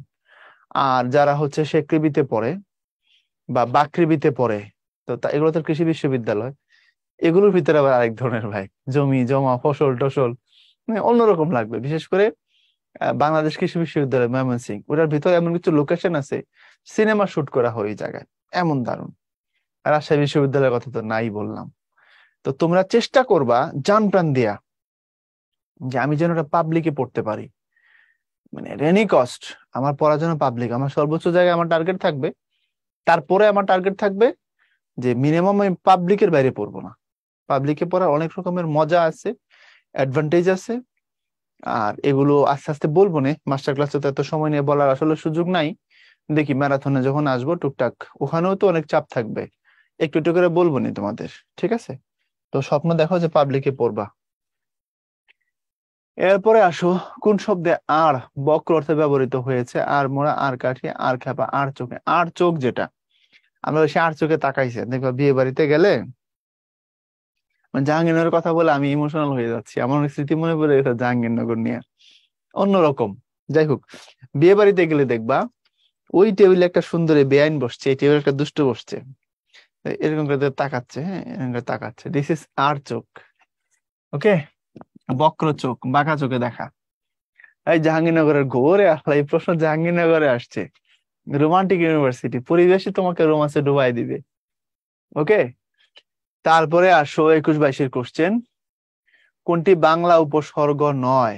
বাংলা উপসর্গ নয়, সু আর বি সম, যেটা হচ্ছে তোমার, একটু খেয়াল করে দেখো, সু বাংলা উপসর্গ, বিটাও তো বাংলা উপসর্গ। আর আর কথাটার বানানটা এরকম হবে আর কি, হ্যাঁ। এটাও হবে, সমটা বাংলা না, এটা সংস্কৃত উপসর্গ। কথা কি বুঝতে পারছো? আচ্ছা, এখন একটু খেয়াল করো এই জায়গাটাকে নিয়ে একটু যদি ডিটেল আলোচনা করি। তো তো বাংলা নয় যদি বলি আর কি, হ্যাঁ, বাংলা নয় মানে অন্য ইয়ে কি বলে উপসর্গ, সেক্ষেত্রে সমটাই বাংলা নয়। বাংলা নয় মানে এটা সংস্কৃত। আর আর এর এই বানানে কোনো উপসর্গ হয় না, এটা এবং ও আর, ওই অর্থের আর। আর আর চোখে যেটা তোমার ডবিন্দুরো, সে অর্থে উপসর্গ হয়, সেটা বাংলা হয় ও অঘা, অজ অনা, আর আন আব, এই যে আর বাংলা হয়, তো সমটা সংস্কৃত। তারপর নিচের কোন শব্দে উপ ক্ষুদ্র অর্থে ব্যবহৃত হয়নি? ক্ষুদ্র অর্থে ব্যবহৃত হয়নি। উপগ্রহ ক্ষুদ্র, উপসাগর ক্ষুদ্র, উপনেতাও ক্ষুদ্র। উপবন যেটা, এটা সদৃশ। উপবন মানে বনের মতোই, কিন্তু বন না, এটা সদৃশ অর্থে, হ্যাঁ, এটা সদৃশ, কিন্তু বাকিগুলো ক্ষুদ্র অর্থে। জাহাঙ্গীরনগর 21-22। তোমরা জাহাঙ্গীরনগর যারা পড়বা আমার সাথে মিলাই নিও, আমার দেখা সবচেয়ে সুন্দর বিশ্ববিদ্যালয় জাহাঙ্গীরনগর এবং চট্টগ্রাম বিশ্ববিদ্যালয়, তোমাদেরও ভালো লাগবে এই ক্যাম্পাস গুলো। কোনটি সংস্কৃত উপসর্গ যুগে গঠিত শব্দ? সংকলন, কদাকার, হাভাতে কুসঙ্গ। সংকলন, সমযোগকরণ, সংকলন, বাকিগুলো সবগুলোই বাংলা। কদাকারের কদ, হাভাতের হা, কুসঙ্গের কু, সবগুলো বাংলা। এটা আইইউর কোশ্চেন। নিচের কোন শব্দটি উপসর্গ যুগে গঠিত হয়নি? আচ্ছা, উপসর্গ যুগে গঠিত হয়নি অষ্টমী, ঠিক আছে। বাকিগুলোতে অনুবাদের অনু, নির্ণয়তে নি, সম্পূর্ণতে সম, সবগুলো উপসর্গ, কিন্তু অষ্টমী যেটা, এটা তো উপসর্গ নাই। নিদাগ শব্দের নি উপসর্গের ব্যবহার হয়েছে আতিশয্য অর্থে। এখন প্রশ্ন, তুমি তো আতিশয্য বুঝবা না। আতিশয্য মানে বেশি বেশি, প্রগাঢ়। যেমন নিদাগ দুপুরে কোথায় গিয়েছিলি খোকা, মানে একদম ভর দুপুর। আমরা যখন গ্রামে ছোটবেলায় বড় হয়েছি, তোমার আম্মা বলতো যে যখন সূর্য মাথার উপরে আসে, যদি আমাদের আঞ্চলিক ভাষা আছে একটা, সেটা বলে তুমি বুঝবা না, ভর দুপুর যেটা সূর্য মাথার উপরে আসে, অর্থাৎ 12টা থেকে 1টা 1টা পর্যন্ত ঘরের বাইরে থাকতে দিত না। ঘরে থাকো, এই সময় ভালো না, এসব বলতো। ভর দুপুর, তখন বাইরে যেতে হয় না। এটা হচ্ছে তোমার নিদাগের নি। নিদাগ মানে একদম ভর, বেশি বেশি, আতিশয্য, হ্যাঁ, খুব প্রকট কিছু বোঝানোর জন্য এটা বলা হয়। কোনটি বাংলা উপসর্গ? অবশ্যই আর বাংলা উপসর্গ। আর বাকি যেগুলো আছে সবগুলো হচ্ছে তোমার তৎসম বা সংস্কৃত উপসর্গ। ফুল প্যান্ট শব্দে ফুল উপসর্গ ব্যবহৃত হয়েছে কোন অর্থে? পূর্ণ অর্থে। পূর্ণ প্যান্ট, ফুল প্যান্ট তো বুঝো নিচ পর্যন্ত যায়, হাফ প্যান্ট উপরে থাকে, তাই না, ওটা অর্ধেক। তো পূর্ণ অর্থে এখানে ফুল প্যান্ট। ফার্সি উপসর্গ দিয়ে গঠিত শব্দ কোনটি? ফার্সি বে, বেটা হচ্ছে ফার্সি। কারণ ফার্সি দেশের বোর বলেছে ফি বছর বদনিমের দরকার কম, বে না, এই যেটা ফার্সি।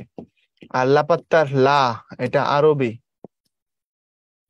অধিকারের অধি, এটা সংস্কৃত বা তৎসম, যেটা সংস্কৃত সেটাই তৎসম। খাস খবরের খাস, এটা আরবি।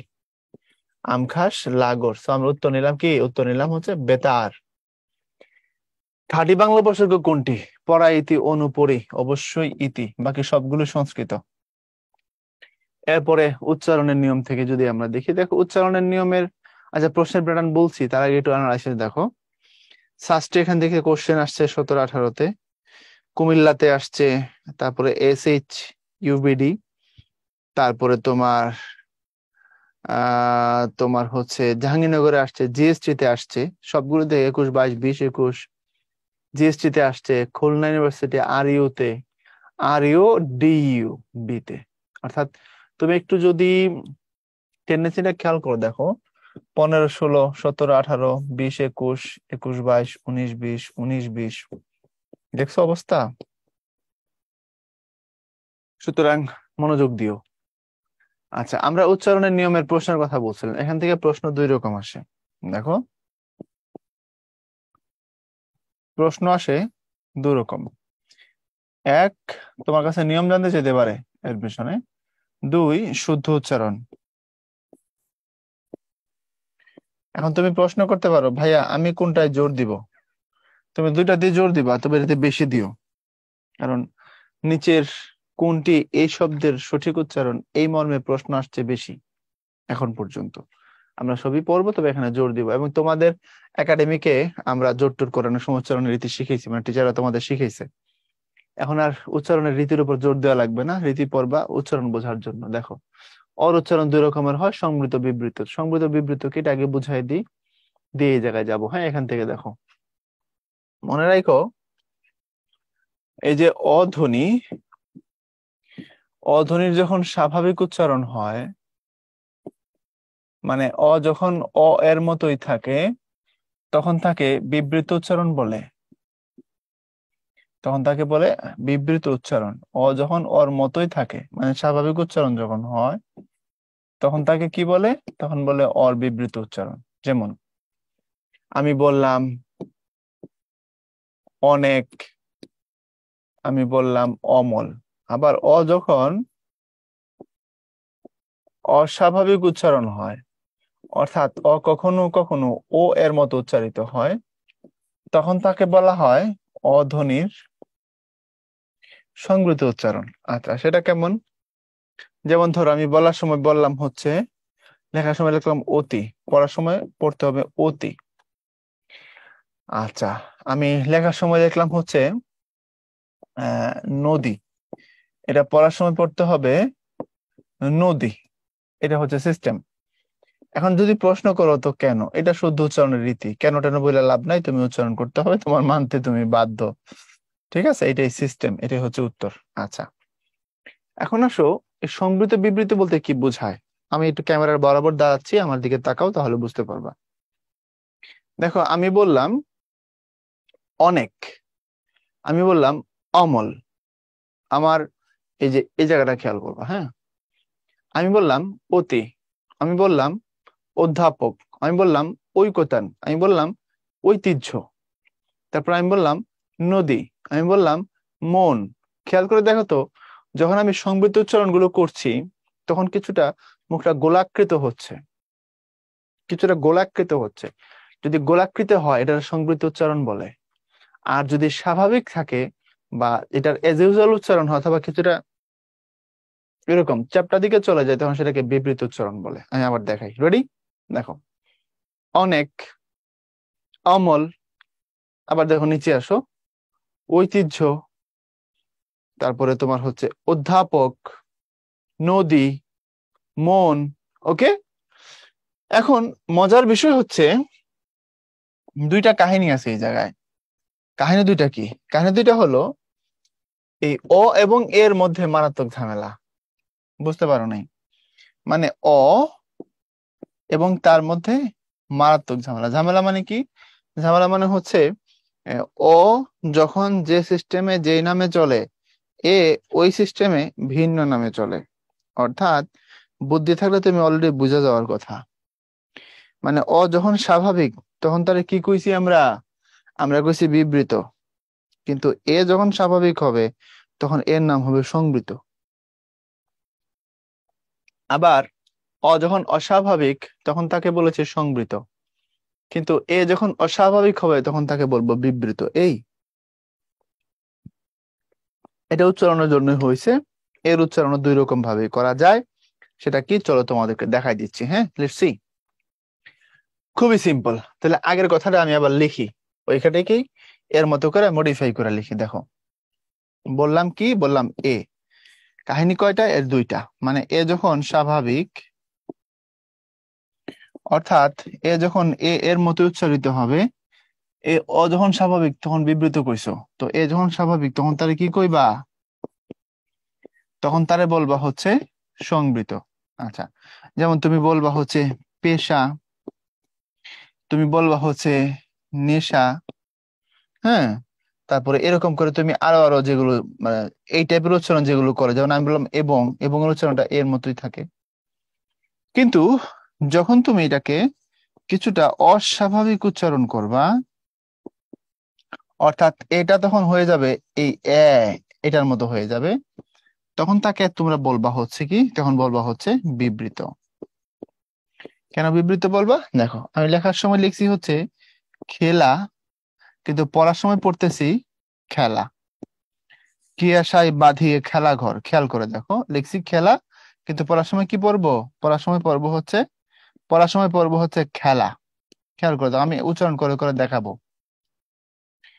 আচ্ছা, তুমি লেখার সময় লিখছো হচ্ছে দেখা, বাট পড়ার সময় কি পড়বা? পড়ার সময় পড়বা হচ্ছে দেখা।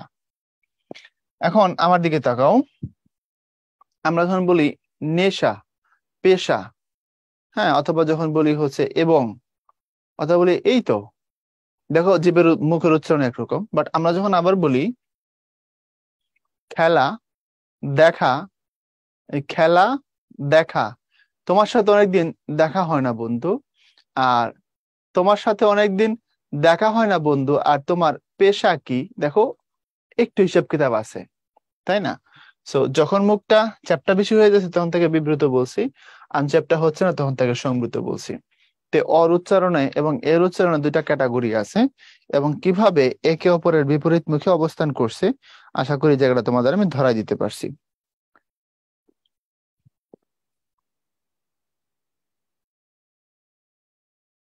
এখন চলো এর পরবর্তী অংশটা তোমাদের নিয়ে একটু আলোচনা করি। রেডি? আশা করি আর ঝামেলা হবে না। এখন আসো, বলছি অ এর পরে যদি রস্বই দীর্ঘ বা রস্য আসে, যদি ফলা আসে, ক্ষীয় আসে, গগ্গ আসে, এর উচ্চারণ হবে গগ্গ। এটা বিজ্ঞানে করি না আমরা, ওটার উচ্চারণ হচ্ছে বোঝার জন্য বলতে হবে, মনে রাখবা গগ্গ বলতে হবে এটাকে, হ্যাঁ। রেকার থাকে, তবে শব্দের প্রথমের অ সংবৃত হয়ে যায়, অভিধান হয়ে যাবে অভিধান। কেন? অর পরে রস্বইকার আছে, দেখো রস্বইকার আছে। অধ্যক্ষ, অর পরে জফলা আছে, তাই এটা কি হয়ে গেছে? তোমার অধ্যক্ষ হয়ে গেছে। ভক্ষণ, এটা হয়ে যাবে ভক্ষণ। কেন? ভ তার সাথে অ, ভ তার সাথে অ, এবং তারপরে ক্ষীয় আছে।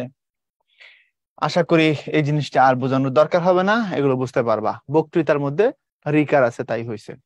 তবে এগুলো ব্যতিক্রম, এগুলো সিস্টেম মেনটেন করার পরেও হবে না। ব্যতিক্রম মানে তো ব্যতিক্রম, এটার আবার কথা কি? এরপরে শব্দ মধ্যস্থ অ, অর্থাৎ একটা অ শব্দের কয় জায়গায় থাকতে পারে? তিন জায়গায় থাকতে পারে। শব্দের শুরুতে আমরা আদ্য ও দেখেছি, কখনো কখনো মাঝখানে থাকে, কখনো কখনো শেষে থাকে। তো বলছে শব্দ মধ্যস্থ অ যদি ব্যঞ্জন বর্ণে যুক্ত থাকে আর কি, এবং আদ্য ওর মতোই রস্ব দীর্ঘ রিকার, এগুলোর কারণে কি হয়ে যাবে, সেগুলো সবসময় ওকার হয়ে যাবে। তপস্বী এখানে পর সাথে যুক্ত আছে, হেমকূট এখানে মর সাথে যুক্ত আছে, ওকার হয়েছে। শতমূল তর সাথে যুক্ত আছে, ওকার হয়েছে। সর্পযজ্ঞ পর সাথে যুক্ত হয়েছে, ওকার হয়েছে। আমি একটু স্ক্রিনে টেস্ট করে নিচ্ছি আমি যেখানে মার্ক করছি সেগুলো প্রপারলি বোঝা যাচ্ছে কিনা। হ্যাঁ, প্রপারলি বোঝা যাচ্ছে, কোনো অসুবিধা নাই। সো আশা করি তোমরা বুঝতে পারতেছো। যদি বুঝতে না, আমার মনে হয় বুঝতে পারবা না, সেক্ষেত্রে আমি বড় করে দাগাবো, যেহেতু লাইনের ভিতরে বেশি বড় দাগানোর সুযোগ নাই, তাই না?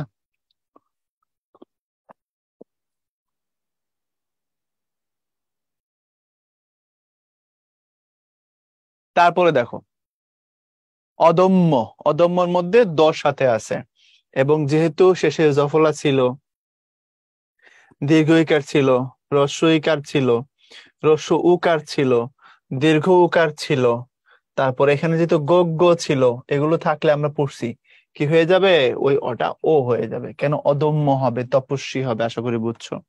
এগুলো পড়লে ভাষা শিখতে পারবা। বাংলা ভাষায় ব্যবহৃত বেশ কিছু দ্বিরুক্ত শব্দ বিশেষণ রূপে ব্যবহৃত হলে প্রায়শ অন্ত ও এর কারান্ত উচ্চারণ হয়। মানে বুঝো নাই কিছু, আমি জানি। দ্বিরুক্ত মানে হচ্ছে দুইটা শব্দ আর কি, দুইবার বলা, মানে একটা শব্দকে দুইবার বলে তারা বলা হয় দ্বিরুক্ত। যেমন পথে পথে হেঁটেছি, হাটে হাটে গিয়েছি, ঘরে ঘরে আনন্দ হচ্ছে, মনে মনে আমিও তোমাকে নিয়েই ভেবেছি। এই যে মনে মনে, ঘরে ঘরে, পথে পথে, হাতে হাটে হাটে, একটা শব্দ দুইবার বসছে ব্যাক টু ব্যাক, এটাকে দ্বিরুক্ত বলে। এখন 9-10 নতুন ব্যাকরণ, এটার একটা নতুন নাম আসছে, এখন আর দ্বিরুক্ত বলছে না, এটা এখন বলছে শব্দদ্বিত্ব। তোমাদেরকে এটা অ্যাড করে দিছি ভাইয়া, তোমাদের সিলেবাসে আছে ভাই, আলোচনা করে দিলে এগুলো সব বুঝতে পারবা। ঠিক আছে? অথবা করছি কিনা, যাই হোক লেকচারে থাকবে, শব্দদ্বিত্ব পাবা আর কি, থাকলে বুঝে যাবা। তো একটু খেয়াল করে দেখো। হ্যাঁ, শব্দদ্বৈত আছে, সামনের দিকে পাবা, আলোচনায় পাবা ইনশাল্লাহ। শব্দদ্বৈত পাইলে এগুলো বুঝতে পারবা। তো দেখো, বলছে যে বাংলা ভাষায় ব্যবহৃত বেশ কিছু দ্বিরুক্ত শব্দ আছে, অর্থাৎ দুইবার বলা শব্দ আছে, এগুলো যদি বিশেষণ রূপে ব্যবহার করা হয়। দ্বিরুক্ত শব্দের অনেকগুলো ক্যাটাগরি হইতে পারে।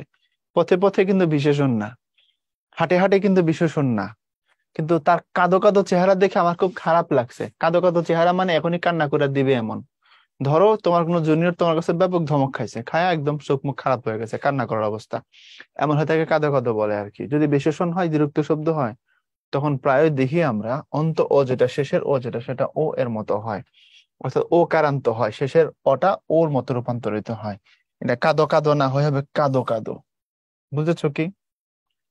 11 থেকে 18 পর্যন্ত সংখ্যাবোধক শব্দের শেষে অরক্ষিত এবং ও কারান্ত উচ্চারিত হয়ে থাকে। অর্থাৎ আমরা যখন গণনা করি 11, 12, 13, 14, 15, 16, 17, 18, এগুলো শেষে যে র গুলো আছে, রর সাথে অযুক্ত থাকবে, বাদ দেওয়া যাবে না, নাম্বার 1। নাম্বার 2, সেই অটা ও এর মতো হয়ে উচ্চারিত হবে। এই ছিল বিষয়। তো দেখো বলাই আছে। এরপরে আন প্রত্যয়ান্ত শব্দে, প্রত্যয় মানে তো সাফিক্স, তোমাদের প্রত্যেক ক্লাসে এগুলো আলোচনা পাবা। যেমন চল যোগ অন্ত, চলন্ত, খা যোগ আন, খাওয়ান, বা খা যোগ আনো, খাওয়ানো। বলছে যদি প্রত্যয় হিসাবে আন বসে, এটা আনু অবস্থায় আসবে, প্রত্যন্ত শব্দে অন্ত ও ও কারান্ত উচ্চারিত হয়, অর্থাৎ সাতরান না হয়ে হবে সাতরানো, দেখান না হয়ে হবে দেখানো, ঘুমান না হয় হবে ঘুমানো। যেমন দিনের বেলা ঘুমানো স্বাস্থ্যের জন্য ভালো না, দিনের বেলা ঘুমান বলা যাবে না। এরপরে যদি প্রত্যয় হিসেবে ত বসে অথবা ইত বসে, যেমন রক্ষাযোগ ইত, রক্ষিত, বসযুক্ত উক্ত, তো যদি ত বসে অথবা ইত বসে সেক্ষেত্রে কেমন হইতে পারে? এটা ওকারান্ত হতে পারে। এরপরে আ এর উচ্চারণ যদিও খুব বেশি আসে না, তারপরে দেখে রাখো। শব্দের আদিতে যদি গদ্য থাকে এবং জফলাযুক্ত ব্যঞ্জন বর্ণের সঙ্গে আকার যুক্ত হয়, সেই আকারের উচ্চারণ প্রায়শ আকারের মতো হয়ে থাকে। যেমন গান না হয় হবে জ্ঞান, গাতি না হয় হবে জ্ঞাতি, গাপক না হয় হবে জ্ঞাপক, গাত না হয় হবে জ্ঞাত, তারপরে তোমার ব্যক্তি না হয় হবে, সরি, ব্যক্তি না হয় হবে ব্যক্তি। এই হচ্ছে কথা। ওকে, তারপরে দেখো রস্বই দীর্ঘ, রস্ব দীর্ঘ এগুলোর উচ্চারণ। এখান থেকে একটা কথা আছে তোমাদের বলার, মনে রেখো। উচ্চারণ করবার সময় রস্বই থাকুক আর দীর্ঘই থাকুক, পড়ার সময় আমরা রস্বইটা ই পড়ি, লম্বা করে ই টান দিয়ে বলি না, পানি এমনটা বলি না। ওকে, আবার রস্বও থাকুক অথবা দীর্ঘও থাকুক, আমরা পড়ার সময় সরি, দীর্ঘ উ দিয়ে না পড়ে আমরা রস্ব উ দিয়েই পড়ি। ঠিক আছে, আমরা পড়ার সময় রস্ব উ দিয়েই পড়ি, এটা মাথায় রেখে দিবা। হ্যাঁ, বাংলায় বানানের হ্রস্ব দীর্ঘ পার্থক্যের জন্য উচ্চারণের হ্রস্ব দীর্ঘতা আদৌ অনুসরণ করা হয় না, অর্থাৎ যাই থাকুক না কেন আলটিমেটলি হ্রস্ব স্বরগুলো পড়তে হয়। এই রি এর উচ্চারণ স্বাধীনভাবে ব্যবহৃত হলে রি এর উচ্চারণ রি এর মতো, যেমন ঋষি, ঋণী। আর ব্যঞ্জন বর্ণের সাথে যুক্ত হলে তার রূপ অপরিবর্তিত থাকবে, অর্থাৎ আগের মতো হবে, পিতৃব্য, রি এর মতোই থাকে। এরপরে এর উচ্চারণ, তো এর উচ্চারণ কয় রকমের হয়? আমরা বলেছি এর উচ্চারণ তোমার এই এটাও হয়, এর উচ্চারণ এটাও হয়। তাই বলছি এখানে বাংলা ভাষায় এ বর্ণটির দুটো উচ্চারণ বর্তমান। এক, এর মূল বা নিজস্ব উচ্চারণ, যেমন যথা, এরকম কে, সে, দেশ ইত্যাদি। দুই, তির্যক বা বাঁকা উচ্চারণ, যেমন এটা লেখার সময় লেখছো তুমি হচ্ছে এক, পড়বা এক, কেন না কেন, দেখা না দেখা ইত্যাদি। এরপরে ও ও এর উচ্চারণ, এটা নিয়ে আলাদা কোনো নিয়ম নাই, যা আছে তাই, ওই যেমন হয় ও যেমন হয়, এমনই নৌকা, চৈত্র, নৈপুণ্য, পৌষ ইত্যাদি। এরপরে দেখো ব্যঞ্জন বর্ণ, এটা খুব মজার। এটা বিশ্বাস করো, আমি যখন প্রথমে এটা শিখি, আমি নিজেও তো শিখতে হয় নাকি, নাকি মাস্টার শিখে না, আর রাতের বেলা উজু করে ঘুমাইলে সকালবেলা সব মাথায় ঢুকে পড়ে এমন কিছু না, মাস্টারদেরও শিখতে হয়। মাস্টাররা শিখে বলেই তোমাদের শিখায়। একজন টিচার সারা জীবনের ছাত্র, তাকে পড়াশোনার উপরে থাকতে হয়। তো আমি যখন প্রথম এই নিয়মটা জানি আর কি, শিখি, আমার মনে হয়েছে সর্বনাশ, তাইলে আমরা এতদিন পর্যন্ত এসব শিখে আসছি। আর তোমাদের জন্য আমাদের দুঃখ হয়, আমাদের জন্য আমাদের আরো বেশি দুঃখ হয়। কেন? কারণ উচ্চারণ শেখানো উচিত ক্লাস 8 এর মধ্যে শেষ।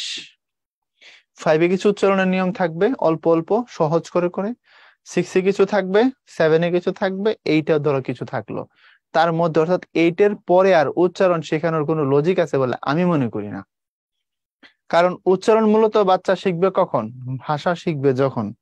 কারণ ভাষা শেখার পরে তুমি স্কুলে গেছো 5 বছর বয়সে, স্কুলে গিয়ে তুমি পড়ে ফেলাইছো 10 বছর, এসএসসি পাস করছো, এরপরে কলেজে উঠছো, একাদশ শ্রেণী গিয়ে দ্বাদশ শ্রেণী গেছে, এবার তোমার উচ্চারণ শেখানো হচ্ছে। দুঃখজনক। মানে একজন ছাত্রের 12 বছর শিক্ষা জীবন যখন হয়, তখন তাকে উচ্চারণ শেখানো হয়, এটা ট্রাজিক। তাকে ক্লাস 8-এর আগে শিখিয়ে ফেলতে পারলে সব থেকে ভালো। যা হোক, তো এই জন্যই বলছিলাম এটা দুঃখজনক। তো আমি যখন এটা শিখি আমরা সবসময় বলতাম আহ্লাদ, আহ্লাদি, কিন্তু কথাটা আহ্লাদি না, কথাটা আলহাদি। অর্থাৎ আমরা লেখার সময় কেমনে লিখি, আগে হ দেই, তার নিচে ল দেই, দিয়ে পড়ি। পড়ার সময় আগে হটা আনি, পরে লটা আনি, ঠিক নাই? প্রসেসটা ভুল। পড়ার সময় আগে লটা যাবে, তারপরে হটা যাবে, এটা ঠিক। অর্থাৎ এটার উচ্চারণ কেউ যদি এরকম করে আহ্লাদ লেখে, সেটা ভুল। এটার উচ্চারণ হবে আলহাদ, আগে ল তারপরে হ। এই কথাটা এখানে ব্যাখ্যা করছি। আমরা এটা বুঝি না, আমরা আন্দাজি এটাকে উচ্চারণ করতাম, দুঃখজনক। ওকে, এই যে বলাই আছে, এটা আলহাদ হবে, নট আহ্লাদ। তাহলে তুমি যে পড়ছো বিখ্যাত গল্প মাসি পিসি, সেখানে আহ্লাদি হবে না আলহাদি হবে? উচ্চারণ হবে আলহাদি, এই যে ল আগে আসবে, টান। তারপরে দেখো, হর সাথে যদি জফলা থাকে, তখন শব্দের শুরুতে না হয়, এটা আমরা জানি জফলার উচ্চারণ থাকে, তখন বর্গীয় জর সাথে ঝ দিলে যেমন হয়। অর্থাৎ এটা ঐতিহ্য না, এটা ঐতিহ্য। উহ না উজ্জ, সহ্য না সহ্য। এখন তুমি এবার পড়ো, এটাকে কি পড়তে হবে? বুহ, বুঝছো। কেন? ওই যে সিস্টেম বলছে। আর বুহ বা বুঝছো যেটা তুমি কও না কেন, ওইটার অর্থ কি? অর্থ বেষ্টনী। শত্রুপক্ষের চারদিকে কি করেছে? বুঝছো রচনা করেছে। মনে থাকবে এবার? আচ্ছা, তারপরে আসো, কতিপয় হ সাথে যদি ব যুক্ত থাকে তখন উচ্চারণ কেমন হবে। এটা অবশ্য আমাকে আমার টিচার শিখাই দিছিল, আমরা যখন ক্লাস 7-এ পড়ি। আমার শিক্ষক জহির স্যার খুব সুন্দর করে শিখাই দিছিলেন এটার আসলে কি। এটাতে বলছিলেন আহ্বান নয়, এটা আহ্বান। বিহব্বল না বিহবল, জিব্বা না জিহ্বা, গহ্বর না গৌভর। এটা আমরা জানতাম। এবং এটা আমি তখনই বিটিভির সংবাদ, ছোটবেলায় যখন টিভির সামনে বসে থাকতাম রাতের বেলা, 8টার খবর শেষ হবে, তারপরে কখন অনুষ্ঠান আসবে, তো তখন 8টার খবরে শুনতাম যে প্রধানমন্ত্রী সবাইকে এগিয়ে আসার আহ্বান জানিয়েছেন। আহ্বান। বাংলাদেশের সবচেয়ে ভালো বাংলা ইংরেজিতে খবর পড়ে কোথায়? বিটিভিতে, আমাদের দেশের চ্যানেলগুলোতে। আর যেগুলো dish antenna channel, satellite channel যেগুলো আছে, বুঝছো তো, এগুলোর ম্যাক্সিমামেরই যারা খবর পড়ে ওদের কোনো ভাষা জ্ঞান নেই। কোথায় থামতে হবে, কোন ওর শব্দে ফোর্স করতে হবে, কোনটাকে কিভাবে বলতে হবে, বিশেষ করে এদের কোনো জ্যোতি চিহ্নের কোনো আগাও নাই মাথাও নাই, কি যে পড়তেছে তোমার কষ্ট করে বুঝে নিতে হবে, এটা অবস্থা। বাট বিটিভির খবরগুলো জাস্ট সাম, তোমরা বিটিভির খবর শুনতে পারো, 10টার সময় নিউজের 10, বাদ বাকি সময়তে বাংলা খবরগুলো শুনবা, ভালো উচ্চারণ শিখবা। তে হর সাথে ব দিলে কি হয় বলতে বুঝতে পারছো? এখন অনুস্বার এবং এটা নিয়ে একটা বড় ভেজাল আছে তোমাদের ভাইয়া বানানের চ্যাপ্টারে, এটা দিয়ে দেবো, পাওয়া যাবে, কোনো অসুবিধা নাই। তাও একটু এখানে দেখাই দিই, দেখো। মনে রেখো, এই হচ্ছে রং আর এই হচ্ছে রঙের। তাহলে দেখো পার্থক্য কি পাইছো? পার্থক্য কিছুই না। মনে রাখবা, এটা যুক্ত হবে যখন তুমি প্রত্যয় দিবা। যেমন তুমি বলছো হচ্ছে রঙিন, তুমি বলছো হচ্ছে রাঙা, এখানে যে ইন প্রত্যয় দিছো, এখানে যে আ প্রত্যয় দিছো, বা এখানে এর বলছো, কোনো কিছু যখন যুক্ত হবে তখন অনুস্বার আর আসবে না, তখন আসবে। আদারওয়াইজ সব জায়গায় যদি উচ্চারণ সেম হয় তুমি অনুস্বার দাও।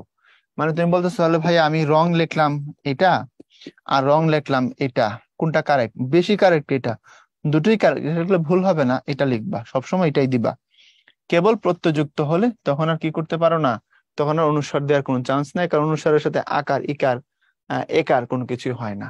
যখন তুমি এরকম কিছু করবা তখন কি করতে হবে, তখন তোমাকে এই উমটাকে নিতে হবে, যেমন রঙির, রঙিন, রঙ্গিলা, রঙের, রাঙা ইত্যাদি।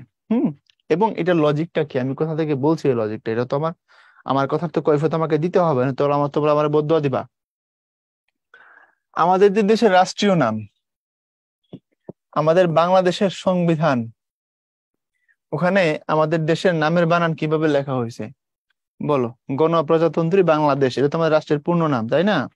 তো পিপলস রিপাবলিক অফ বাংলাদেশ। ওকে, তো গণপ্রজাতন্ত্রী বাংলাদেশ, এখানে বাংলাদেশ কথাটা কেমনে লেখা? এটা এইভাবে লেখা আমাদের সংবিধানে। সো সর্বত্র এখানে অনুস্বারকে গ্রহণ করা হয়েছে অলরেডি, প্রত্যয় ব্যতীত।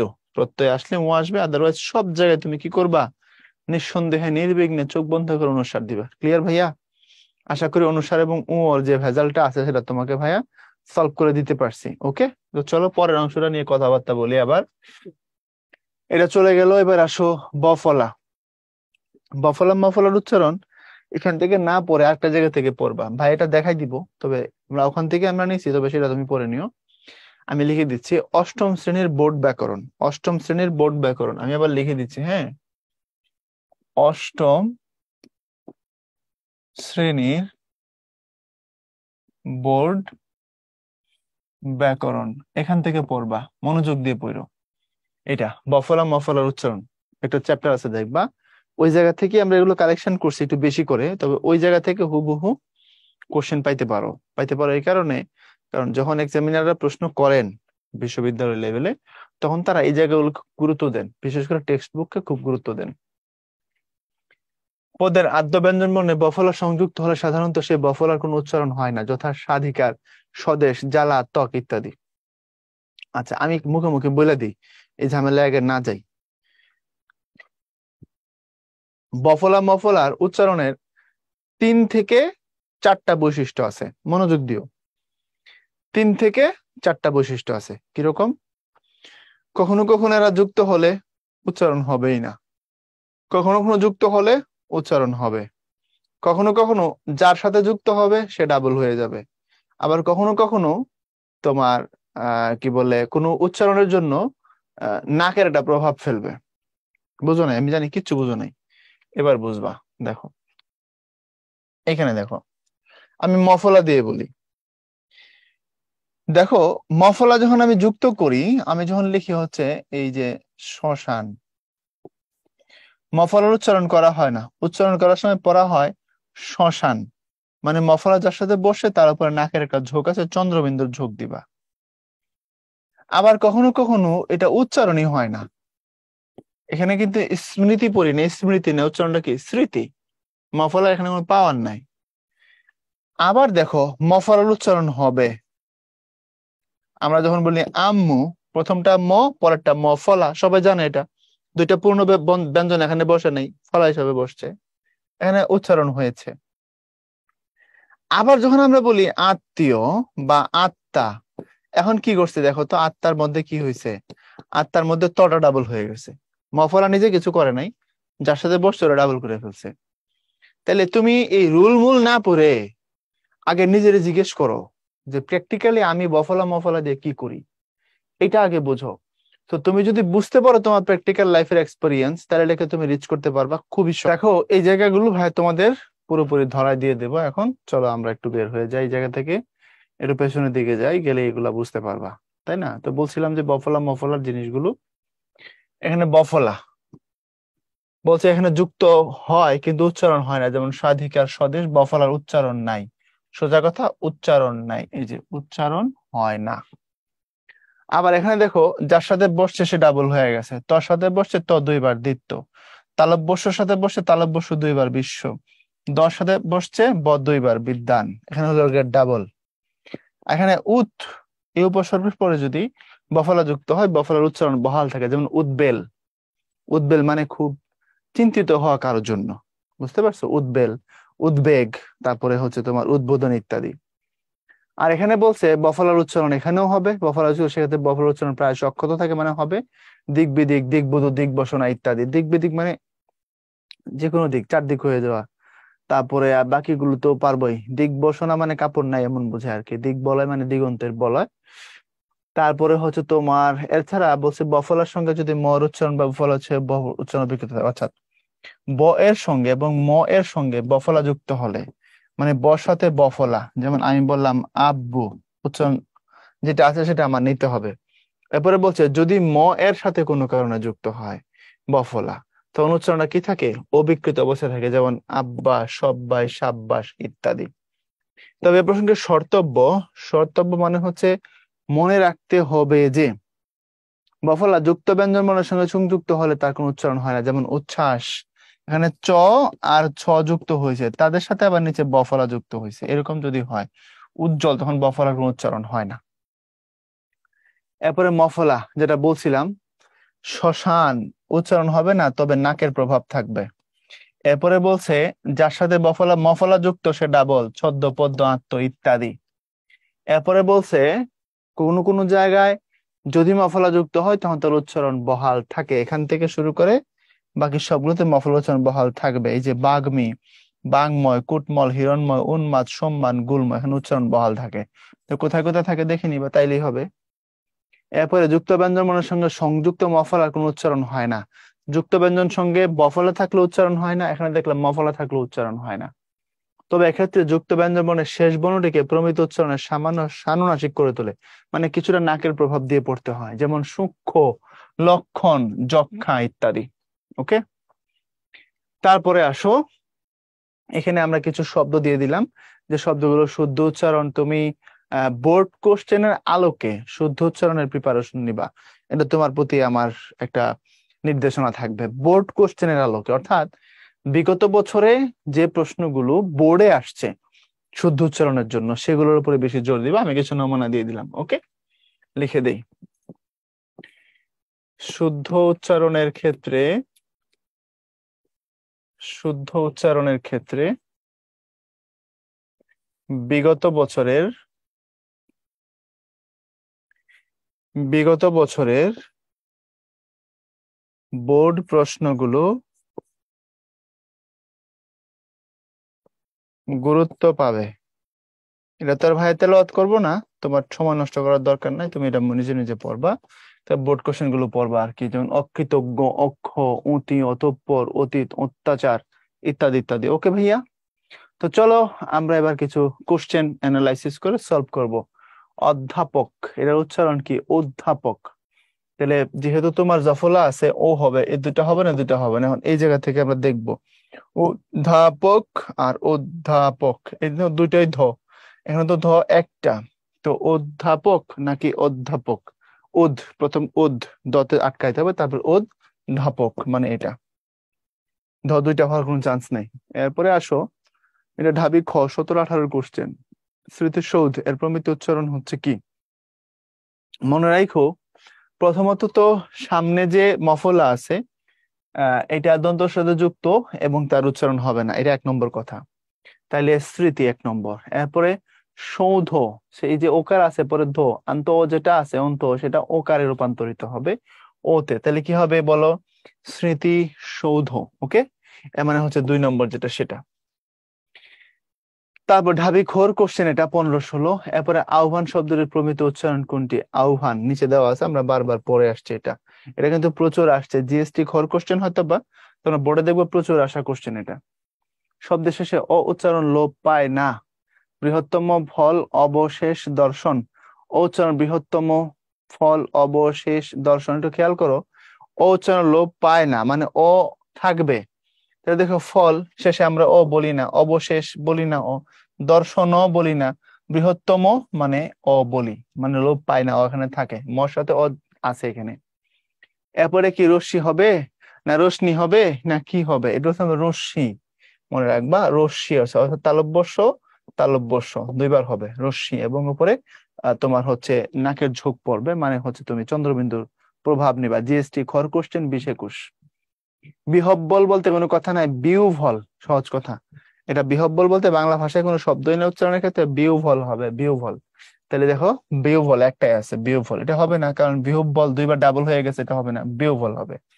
খুলনার কোশ্চেন, খুলনা ইউনিভার্সিটি বাংলাদেশে বলা হয় যে জেন্টলম্যান ইউনিভার্সিটি। হ্যাঁ, মানে এরা খুব চুপচাপ, এরা খুব ধাক্কাধাক্কি হইচইয়ের মধ্যে নাই, ঠিক আছে। এবং খুলনা বিশ্ববিদ্যালয়ের ছেলেরা খুব লয়াল, আমার মনে হয়েছে সব জায়গায় কম বেশি লয়াল এবং কম বেশি দুষ্টু আছে। বিসিএস এর পড়ানোর অভিজ্ঞতায় বলতে পারি, খুলনা এলাকায় যে যাদের পড়াইছি আমি, এরা খুব লয়াল, জেন্টল মনে হয়েছে আমার কাছে। তোমাদের জন্য শুভকামনা। জ্ঞানবান নাকি জ্ঞানবান শব্দের প্রমিত উচ্চারণ কি হবে? জ্ঞান তো হবেই না, জ্ঞানবান হবে, জ্ঞান। তাহলে ও উপরে চন্দ্রবিন্দু নিতে হবে, এবং তোমার হচ্ছে লাস্টে দন্তন্যর পরে কি থাকবে? দন্তন্যর পরে অবশ্যই একটা হর্ষন্ত থাকবে, কারণ হর্ষন্ত দেওয়া হয় অ যেন না আসে, অকে ব্লক করার জন্য হর্ষন্ত দেওয়া হয়, মনে রাখবা। এই যে অ, তার সাথে মারামারি সম্পর্ক কার? হসন্তর, হসন্ত আসলে অ আসে না। যেমন এটার উচ্চারণ কি? আহ, হর্ষন্ত তুলে দিলে হবে আহ, এই উচ্চারণ আহ। তারপরে আমরা এই উচ্চারণটা কিভাবে করি? আল্লাহ না আল্লাহ, আল্লাহ, এই জন্য হ দিলে আর কি বলে হর্ষণ দিলে উচ্চারণ হবে আল্লাহ, আর না দিলে হবে আল্লাহ। এই জন্য মনে রাখবা, অসাথে হওয়ার একটা মারামারি সম্পর্ক, ক্রস মানে মারামারি। অসহ্য, এটার উচ্চারণ কি হবে? প্রথমত এটা হবে অসহ্য, মানে দন্ত স্বর উচ্চারণ স এর মতো হবে, তাহলে তালব্য স। আর সাথে বফলার জন্য বর্গীয় জ ঝ, তাহলে অসহ্য এটা। সন্ধ্যা শব্দটি সঠিক উচ্চারণ কি হবে? সন্ধ্যা তো হবে না, সন্ধ্যা হবে, সন্ধ্যা। তাহলে তালব্য স যেটা আগে আছে এটা, দন্ত নুন পরে হসন্ত কেন দিব? কারণ সনধা হয়ে যাবে, নইলে হসন্ত দিলে অটা ব্লক হয়ে যাবে। সন্ধ্যা। রাজশাহী বিশ্ববিদ্যালয় কর কোশ্চেন, আবার কর কোশ্চেন সৌধ, তাহলে স্মৃতি সৌধ, স্মৃতি সৌধ এই। তারপরে আহ্বান মানে আহ্বান। তারপরে হচ্ছে তোমার মগজ, মগজ, মগজ, অর্থাৎ গজেটা তার সাথে যে অটা আছে সেটা কি হবে? এটা ও এর মতো হবে, মধ্য ও ও হয়ে যাবে, মগজ। আহ্লাদ হবে না আলহাদ হবে? আমরা খানিকক্ষণ আগেই তোমাদের দেখাই দিছিলাম, এটা হবে আলহাদ, অর্থাৎ আগে ল পরে হ, আলহাদ, তাই তো? আগে ল পরে হ, দেখাই দিয়ে আসছি তোমাদের। ন্যূনতম, এটা বিসিএস এ আসছে ভাইয়া, এটা কি ন্যূনতম হবে? না, এটা হবে ন্যূনতম। আচ্ছা, এখন দেখো আমরা কিন্তু এটাকে অনেকে জফররা যে প্রথমেই আছে এটা ভুলে যাই। আমরা ন্যূনতম পড়ি না, ন্যূনতম, অর্থাৎ ন্যূন না, জফলা কিন্তু আগে আছে, সো ন্যূন হওয়ার কোনো সুযোগ নেই, ন্যূনতম।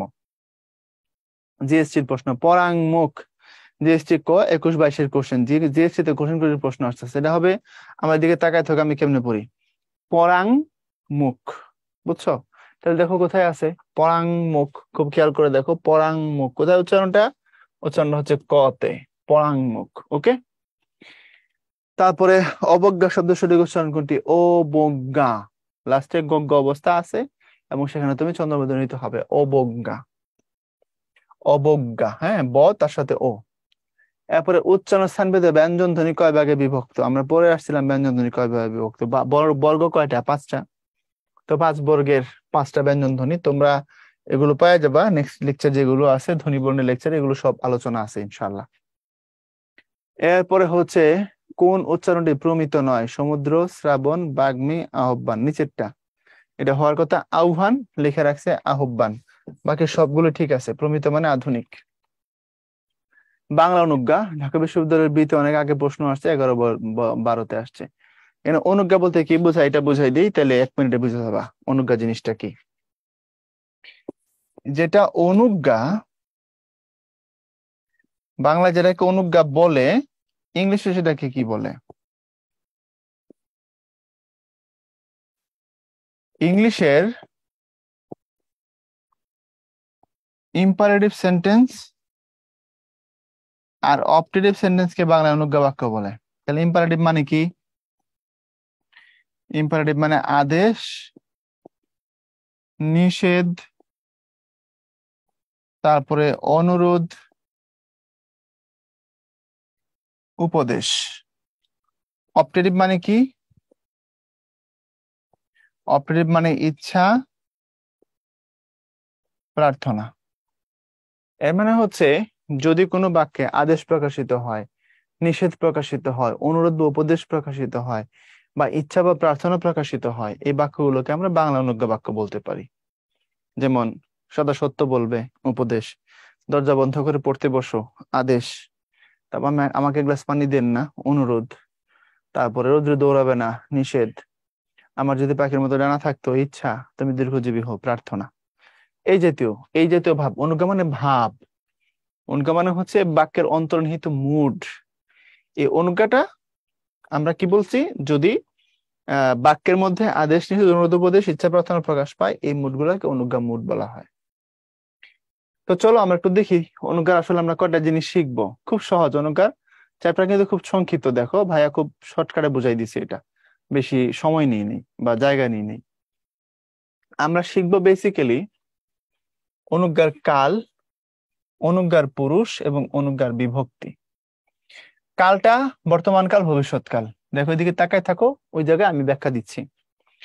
অনুজ্ঞা অতীতকালে হয় না, কারণ তুমি অতীতকালে কাউকে আদেশ নিষেধ করতে পারো না। আমরা অতীতে যেতে পারি, তো অতীতকালে অনুজ্ঞার ব্যবহার হয় না। কাউকে আদেশ করতে হলে বর্তমানের জন্য অথবা ভবিষ্যতের জন্য, তুমি এখন করো অথবা কালকে করবা। কাউকে নিষেধ করতে হলে বর্তমান অথবা ভবিষ্যতে। তাহলে অনুজ্ঞা কোন কালে হয়? দুইটা কালে হয়, বর্তমানে ভবিষ্যতে, ব্যাস। এরপর অনুজ্ঞার পুরুষ, বলছি মধ্যম পুরুষ। মানে আমি, তুমি, সে। আমি উত্তম পুরুষ বা বক্তা পক্ষ, তুমি মধ্যম পুরুষ বা আপনি এটা, আর সে হচ্ছে নাম পুরুষ। এখন আমি আমাকে আদেশ করতে পারবো না, সো উত্তম পুরুষ অনুজ্ঞার ব্যবহার হচ্ছে না, বন্ধ। মধ্যম পুরুষে হচ্ছে তুমি যাও, আপনি বসুন, তুই যা। তাহলে মধ্যম পুরুষকে আপনি, তুমি, তুই তিনভাবেই বলা যায়, তার উপর অনুজ্ঞার ব্যবহার হয়। অর্থাৎ আদেশ, নিষেধ, অনুরোধ, উপদেশ যে আমার সামনে আছে, আমার যে বক্তা পক্ষ, তাকে করা যাচ্ছে। ডান। এখন কথা হচ্ছে নাম পুরুষে হবে কিনা, এটা নিয়ে বিতর্ক আছে। কিছু কিছু ক্ষেত্রে হয়। কিরকম হয়? যিনি আমার সামনে নাই, তাকে আমি আদেশ করলাম আরেকজনের থ্রুতে, তাকে বইলো কাজটা করে দিতে, এটা হয়। বাট যেহেতু সে অ্যাবসেন্ট, এই জন্য তাকে অনুজ্ঞার আওতাভুক্ত না করার পক্ষে বেশিরভাগের মতামত। বেশিরভাগ ব্যাকরণবিদ বলছেন তাকে অনুজ্ঞার আওতাভুক্ত করার দরকার নেই। তাহলে আমরা বলবো নাম পুরুষ অনুজ্ঞা হয় না, অনুজ্ঞা হয় শুধুমাত্র মধ্যম পুরুষে, মানে একটা পুরুষে। কাল এবং পুরুষের উপর নির্ভর করে পরিবর্তিত হয় বিভক্তিটা। কিভাবে হয়? যেমন দেখো, আমি বললাম আপনি আসবেন। এখানে যদি বলি তুমি, তাহলে হবে তুমি আসবে।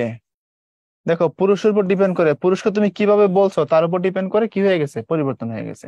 এক জায়গায় আস যোগ বে, এক জায়গায় আস যোগ বেন। এখানে আস হচ্ছে ধাতু, এই যে আস, এই কথাটা ধাতু। আর এই বেন অথবা বে, এটা হচ্ছে বিভক্তি। আচ্ছা, যদি তুই করে কই, তাহলে হবে তুই আসবি। এখানে হয়ে গেছে বি। তাহলে খেয়াল করে দেখো, ভবিষ্যৎকালে দেখাইছি পুরুষের সাথে সম্পর্ক আলাদা আলাদা হয়েছে। যদি বর্তমান কালে বলি আপনি আসুন, তুমি আসো, তুই আয়। আপনি বসুন, তুমি বসো, তুই বস। তুই বললে বিভক্তিই নাই। সো মনে রাখবা, কাল এবং পুরুষের সাথে বিভক্তিটা চেঞ্জ হয়ে যায়। এরপরে 19 আগের বইয়ের 32 পৃষ্ঠা থেকে রুলটা নেওয়া হয়েছে। 132 পৃষ্ঠা, 132। বাংলা প্রাচীন রীতিতে মধ্যম পুরুষের অনুজ্ঞার সঙ্গে হ যুক্ত করবার নিয়ম ছিল, এখন সেই হটা অ এবং ওতে রূপান্তরিত হয়েছে। অর্থাৎ আগে যেখানে বলা হইতো করহ, সেখানে এখন বলা হয় করো, অথবা বলা হয় করো। তাহলে করো বললে সেখানে অ আছে, আর করো বললে সেখানে ও আছে। বুঝছো? এটাই বলছে, করহ আপন কাজ, তাতে কিবা বয় কিবা লাজ। অধম সন্তানের মাগো দেহ পদচ্ছায়া। এই দেহ শব্দের অর্থ কিন্তু দাও। এই দেহ মানে বডি না। খেয়াল করে দেখবা, তোমরা পড়ছো না কায়কোবাদের প্রার্থনা, বিভো দেহ হৃদে বল। দেহ হৃদে বল মানে আমার হৃদয়ে বল দাও, ওইটা হচ্ছে এটা। দেহ অধম সন্তানের মা, তুমি তোমার পদ ছায়া দাও, পায়ের ছায়া দাও, এই অর্থে বলা হয়েছে। অনুজ্ঞার ব্যবহার বর্তমানকালে, ভবিষ্যৎকালে, এগুলো তোমার কাজ হচ্ছে মুখস্থ করে ফেলা। পরীক্ষায় বাক্যগুলো দিয়ে জিজ্ঞাসা করে কোন বাক্য অনুজ্ঞার কোন অর্থে ব্যবহার হয়েছে, বর্তমানে বা ভবিষ্যতে। উপরের গুলো বর্তমানে, পরের গুলো ভবিষ্যতে। কোনটা আদেশে, কোনটা সম্ভাবনায়, কোনটা বিধান, কোনটা অনুরোধ, এগুলোতে প্রশ্ন করে। তুমি এটা বুঝবা না, পাথিষ্ণি শিলাতলে পদ্মাবতা, এটা বুঝবা না, এটা কি করে উপদেশ হলো, তাই না? এটা কাজী নজরুলের ফাল্গুনী কবিতার লাইন। কবিতাটা পড়লে বুঝবা। মানে বলা আছে, সখী পাথিষ্ণে শিলাতলে পদ্ম পাতা। তারপরে বলা আছে, দিসনে গোলাপ ছিটে খাসলো মাথা। গোলাপ ফুল ছিটা দিস না, আমার মাথা খাস, সখীরে বলতেছে।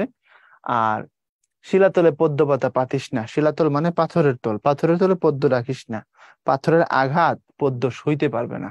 রোমান্টিক কবিতা, যদিও কবিতাটা পড়ে তাহলে বুঝতে পারবা কিভাবে এই জায়গায় উপদেশ হয়েছে। ওকে? আর বাদ বাকি গুলোর কোনো সমস্যা নাই, বুঝতে পারবা, কথাও সহজ, বলাও আছে। এখানে রোগ হলে ওষুধ খাবে, এটা বিধান অর্থে আসলে বিধান। আর আমার দরখাস্তটা পড়ুন, এটা এটা প্রার্থনা, মনে রাখো, এটা পরীক্ষায় প্রায় সময় আসে। আর আমার কাজটা এখন করো, এটা আদেশ নয়, এটা অনুরোধ, এই অর্থে। সেখানে যেভাবে আছে বোর্ড বই থেকে নেওয়া, অর্থাৎ বোর্ড বইয়ে যে বাক্যকে যে অর্থে লিখছে আমরা সেটাই নিছি। পরীক্ষায় যেহেতু এইভাবেই আসে বা এইভাবে আসতে পারে, এটা মুখস্থ করবা এই অংশটা, তাইলেই হবে কোন অর্থে কোন কালে। এরপরে ঢাবি খ 11-12। বাক্যের অনুজ্ঞা পদগুচ্ছ হচ্ছে বিশেষ্য পদের রূপ, বিশেষণ পদের রূপ, সর্বনাম পদের রূপ, ক্রিয়াপদের রূপ। আচ্ছা, করুন, বসুন, আসুন, দেখুন, খাবেন, তারপরে খান, এগুলো সবগুলো অনুজ্ঞা। তো ক্রিয়াপদের আমরা ক্রিয়া দেখলে বুঝতে পারি। তুমি আগামীকাল, তুমি আগামীকাল দেখে অনুজ্ঞা বোঝা গেছে নাকি? তুমি আগামীকাল আসবে, আসবে দিয়ে বোঝা গেছে আদেশ। সো ক্রিয়াপদ দিয়ে বোঝা যাচ্ছে। দেখো প্রশ্নের একটু ডেপথ আছে কিন্তু।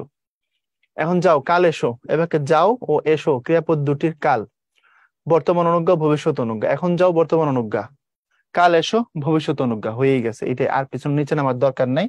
উত্তর এটাই। এখন যাও বর্তমান কাল, কাল এসো ভবিষ্যৎ কাল, তাহলে বর্তমান অনুজ্ঞা ভবিষ্যৎ অনুজ্ঞা, ঢাবি খ। এটা 0001, মানে অনেক আগের কোশ্চেন, কিন্তু প্রশ্নটা খুব সুন্দর, ভালো লাগছে আমার, দুটো প্রশ্ন ভালো লাগছে।